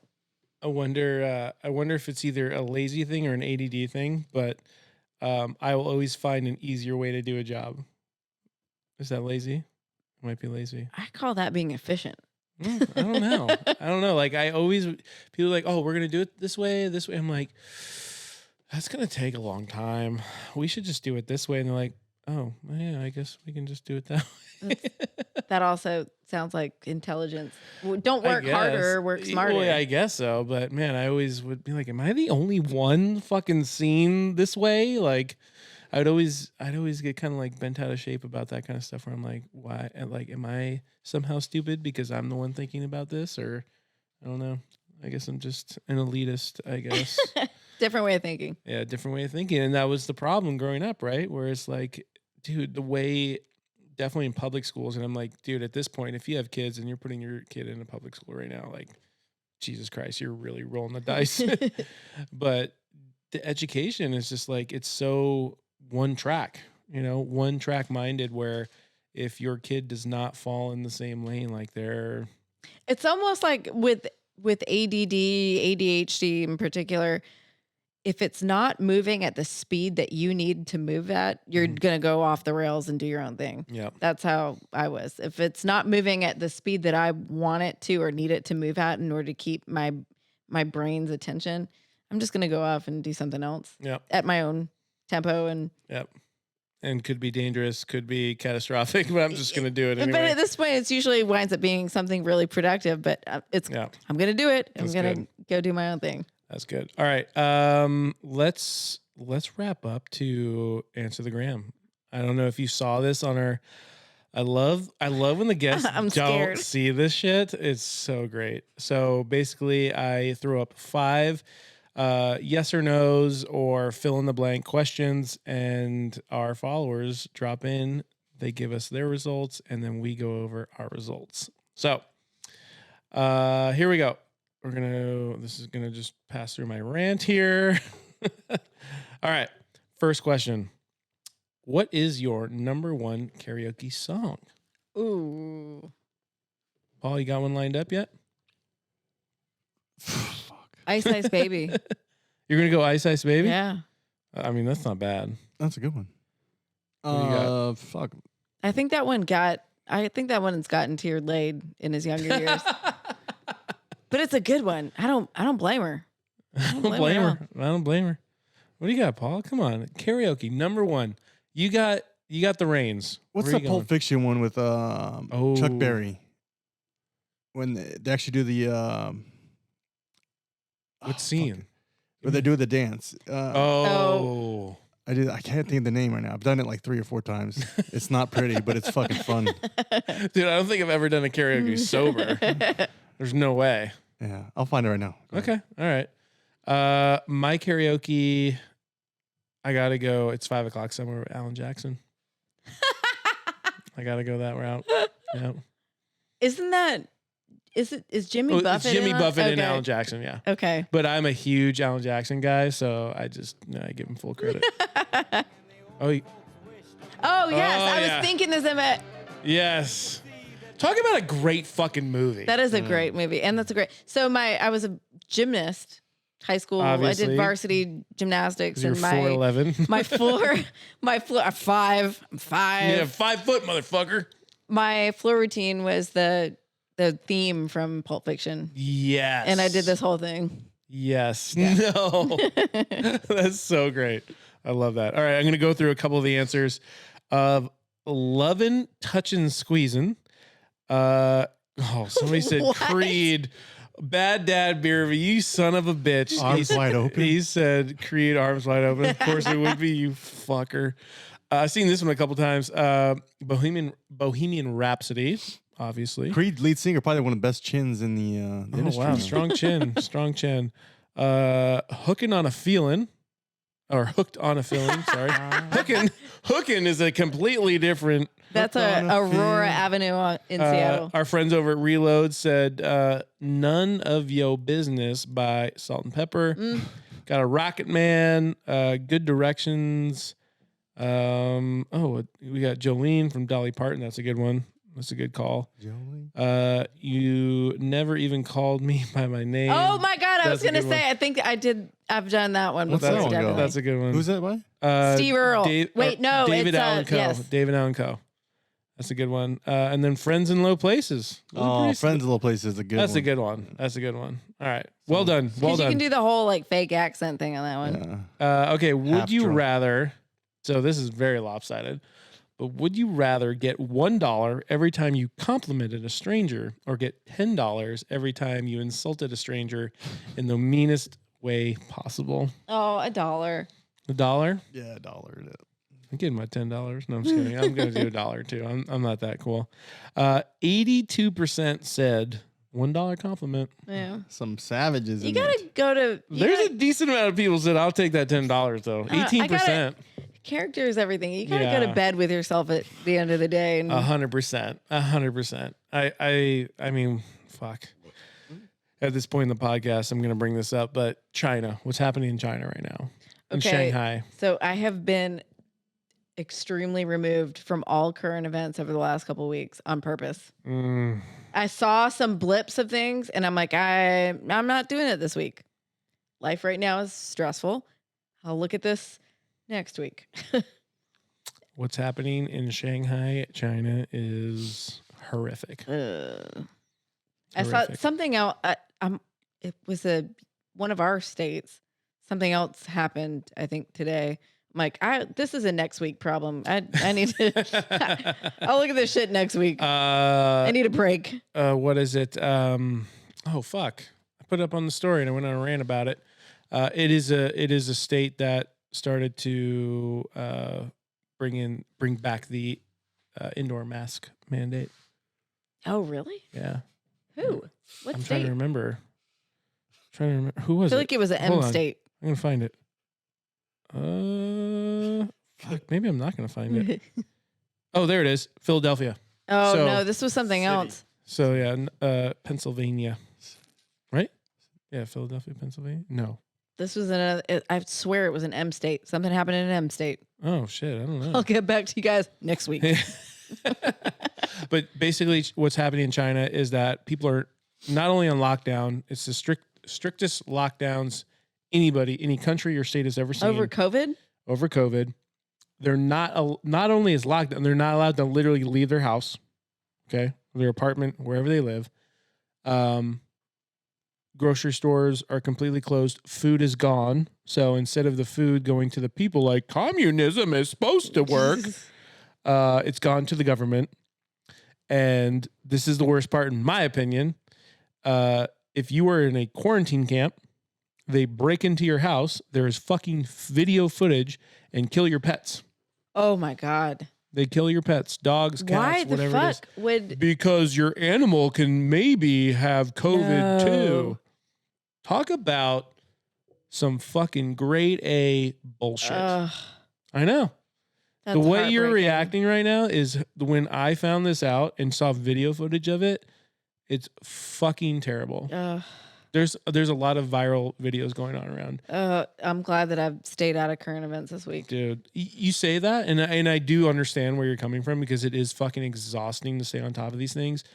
But when you don't stay informed, that's when shit really hits the fan. Yeah, I think sometimes you got to check in and out. For sure. This was a checkout weekend. Sure. I needed to. The people that, and again, this is on the completely far other side of what you're. Otherwise, you can live in outrage all the time. Oh, dude, it's so easy. And then you're there's a lot of shit to be outraged about. And then you're the guy living in a van down by the river by yourself in Arkansas. Living in a van down by the river doesn't sound too bad, right? Yeah. No, but honestly, you're the guy whose family has given up on. You can't date anyone because everyone thinks you're fucking crazy. You know. I did again. Chalk it up for like the 7th or 8th time tonight. That's fine. There definitely is a balance. I hear you there. But the people who just blindly just, no, it's fine. Everything's fine. You know, this economy's never been greater. You know, things are great. And there's still people out there like that. But, you know, I just have a hard time with people who, and again, I try to see everybody's point of view, take it all in, but at this point I have a very hard time. I think it's important to check out once in a while. Yeah. Take breaks. Yeah, I agree. From media, social media. But then something in the back of my head's like, well, when I take a break, that's when they're gonna pull one over on me, you know? Yeah, but what are you gonna do about it? I know. What am I gonna do about it? What is being glued to it? How is that gonna fix it? It's true. And I have been trying to like the whole Ukraine Russia thing. I'm like, I could not give less of a fuck at this point, honestly. But when I saw the China thing a couple days ago, I was like, Jesus Christ, dude. Were you like breaking into someone's home to kill their pets because they could possibly have COVID? What? Yeah, that's horrible. That's horrible. But again, I'm like, I've got to take breaks from these things. And you can only, this is my approach. Yeah. Right now, I've taken very much I've got to clean up my own backyard. I can affect this small radius around me. And sometimes even that is a very large challenge. Totally. So I totally get it. No, I get it. I don't like to be ignorant. Yeah. But I think it's important to pick and choose, and you got to take vacations from. For sure. I get it. Yeah. Otherwise, it's exhausting. No, 100%. I'm not disagreeing with you at all. Like, it is fucking exhausting being glued and just like waiting on every next news update, you know. And I don't get anything done that way. So, and I've got a lot of cool things that I'm trying to get done all the time, like painting this thing that you guys had a really confused. Yeah. Can you like fill me in a little bit on like, so if you're not following Nichole, you should be, but she's doing a crazy, in my eyes, it's like a huge portrait of something, but it's a large commission for someone, and it's got a really cool backstory, but it's a selfie that she took. It's not me. Anyone that thinks I'm doing a self portrait.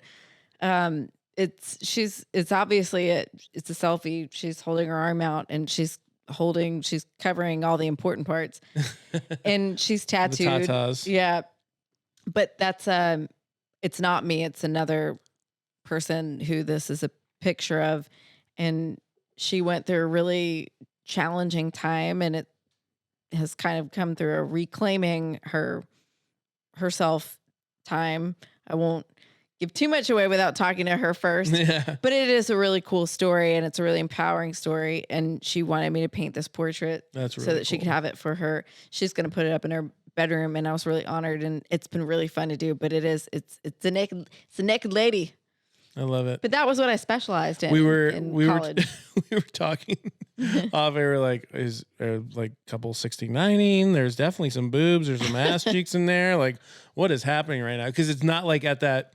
It's like at that awkward phase where you're like, okay, there's definitely like something that like there's boobs. I can tell there's boobs in a hand. Sure, yeah, that's all I need to know. But like, you're not exactly sure where it's going. But there you go. Yeah. That's cool. That's cool. I'm eager to get back and to work on some pieces this week. I've got that one to finish up. I've got one for Bear Country Outdoors I'm about to start. Yeah. Sick. I saw it was either you or somebody else who posted on their socials. It was one of your paintings or drawings on a coffee mug. It was like a face. Does that sound familiar? Yes. Okay. That was Fear and Loathing. Yes. Oh, I like that one a lot. Yeah. Thank you. I might actually have to go get that coffee mug, although we have 17 million coffee I know. cousins. That's our thing that we're banned from bringing home is coffee mugs. But I begged. So there's Camp Out magazine. This is the coolest thing ever. Your wives are going to get mad at me. Okay. They're always mad anyway. It's fine. Pinup magazine started by a woman. She started this thing as a business while she was pregnant. Camp Out magazine. It's like this campy, over the top kind of like late 60s, early 70s style, but they're all like heavily tattooed. It is the funnest pinup magazine ever. That's cool. And my friend Alice gave me one of the calendars, and so I've got the centerfold. It's a earlier year calendar, but I have this centerfold like pinned up over my desk, and it's awesome. But they make a mug, and it's got like titties popping out of a tent. And I really want it. And Tier's like, you're like a dirty old man. I'll take that as a compliment. That's what I said. But he's like, you got to get rid of another mug first. Yes. And I'm like, that's my rule too. Yeah. So let's get rid of one of those State Department mugs. Yeah. There you go. Titties are better than State Department. 100% accurate. They're 3D, man. Yeah. Science. Follow the science, guys. Yeah, we're like triple stacking mugs right now. And I'm a creature of habit, and I'm like, I use like the same 1, 2, or maybe 3 mugs. I rotate. I rotate, but only 3 mugs. There's one particular Black Rifle mug that it's an employee. I think it was a 2020 employee mug that we got, and it's a certain like matte ceramic texture and it's all black, and it's got like a buck on it. But I swear to God that coffee tastes better out of this mug. Of course, some of them do. I fucking swear to you. But I have my favorite, and it's a brass knuckles mug, and it's got the curve, and it fits, and it's just like a power move in the morning. Yeah. But it doesn't taste the same as it does it's slick, like it's shiny, shiny on the inside. Like a heavy There's a gloss. glaze on it. And I swear to you that this matte Black Rifle coffee mug is it tastes better out of that mug. But sometimes I need to whip my dick out in the morning and drink out of my brass knuckle mug. It's like when I need to fucking get shit done for the day and just no bullshit. Some like serious like big dick energy needs to happen. Exactly. Yeah. It's my brass knuckles mug. And then sometimes I use my like art mug that's got that on it just when because you're just feeling a little foo-foo. Yeah, it's it's got my shit, and it's a little bit of power move to do, but I dig it. I dig it. Okay. Move on here. Question number 3. Would you rather, this is I got a lot of DMs about this because people are very interested to see the outcome. Would you rather relive your favorite sports moment or your favorite sexual experience?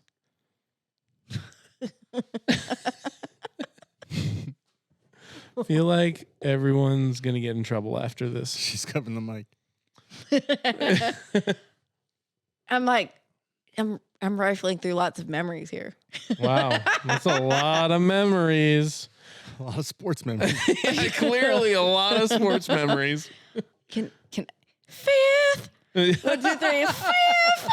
I plead the fifth.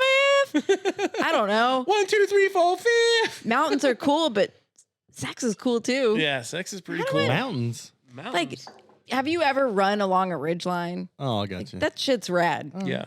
But also, I'm gonna go Clockwork Orange here and just watch the picture show. I don't know. That's a hard toss up. It's a hard toss up. Interesting. Look at that, Paul. Man, I had some good sports. Some good high school football.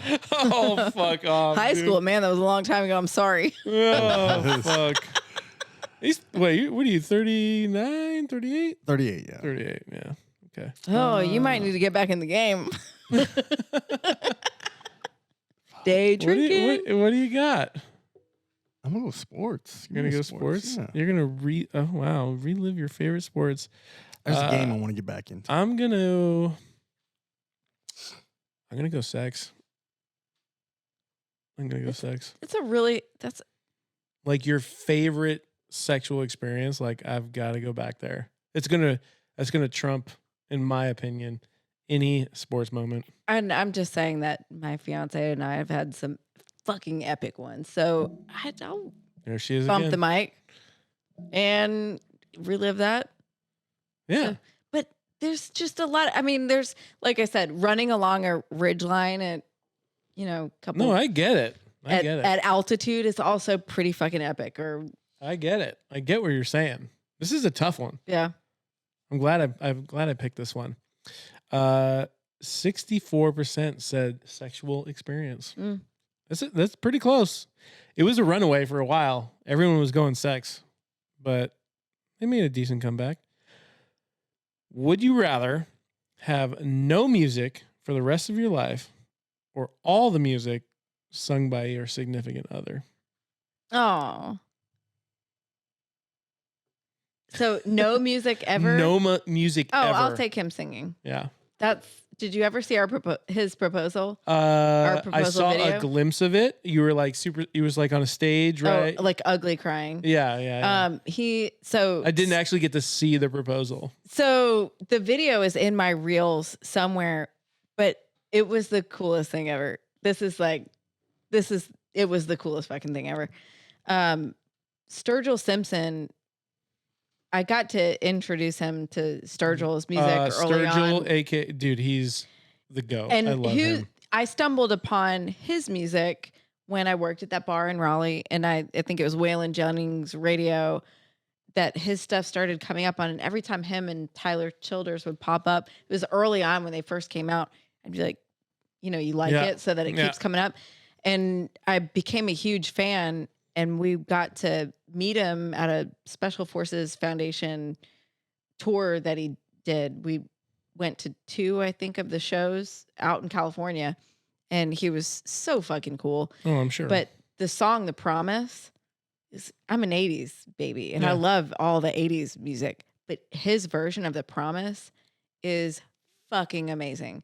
And so that just kind of became, I've never had a song with anyone, but it became our thing. Mm-hmm.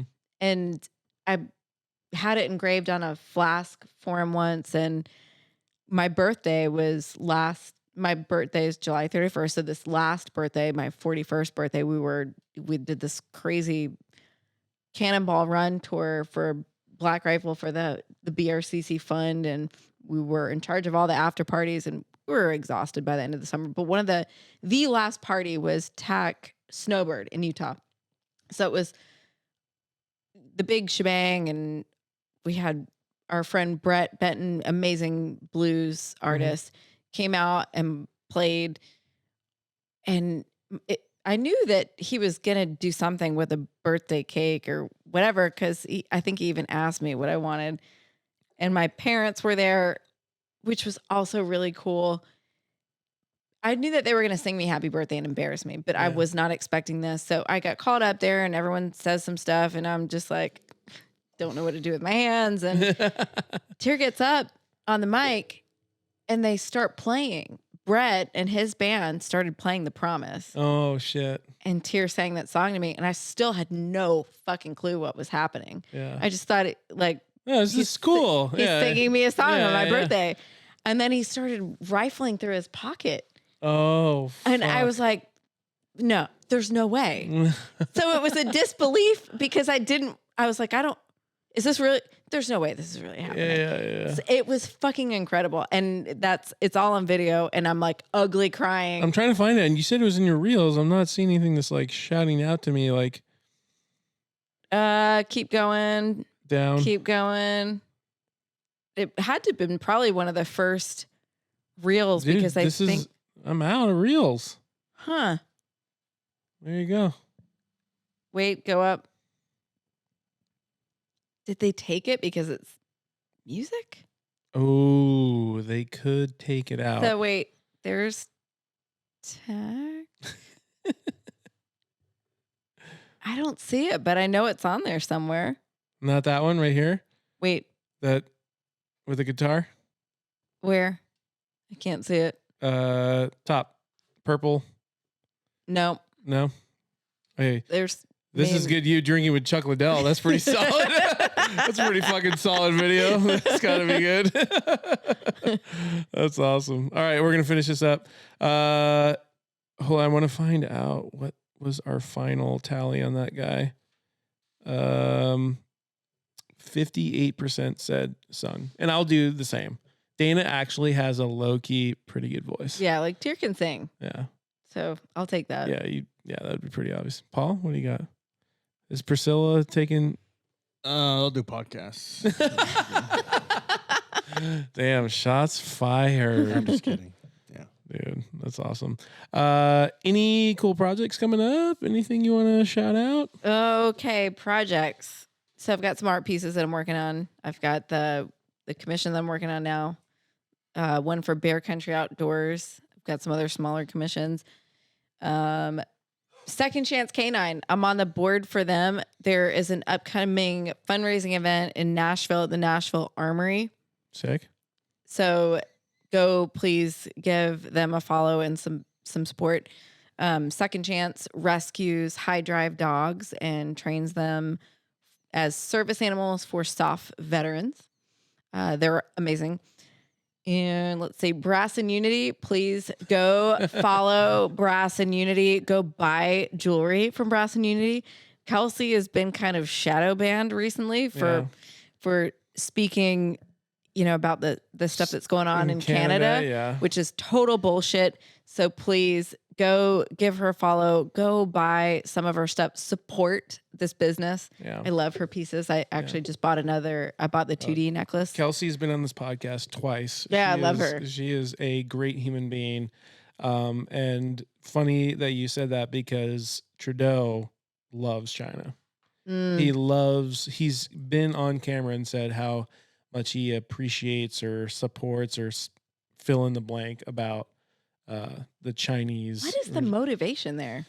Power, greed, control. It's all the same thing. Ugh. I know. So yeah. Where can they find you? That girl, Nichole something. I'm Nichole with an H on Instagram. And then from there you can find my 15 different other social media accounts. That's really it. I just can't stop moving. So I've got art and whiskey and the dog and my regular. I love it. And then I'm never in the same place. So this was so much fun. Yeah. This really was. Awesome. We'll do it again and we'll have like a full spread of bourbons and whiskeys. And charcuterie. Obviously. Because if like y'all don't know me that well yet, but I can eat and I love to eat. So I'm at that point now where I'm fixating on food. I love it. Charcuterie. I mean, you can't lose with a good. You can't lose. All right. Well, thank you, everybody. Please like, go, share, follow, subscribe, do all the things. We'll see you all next time. Deuces.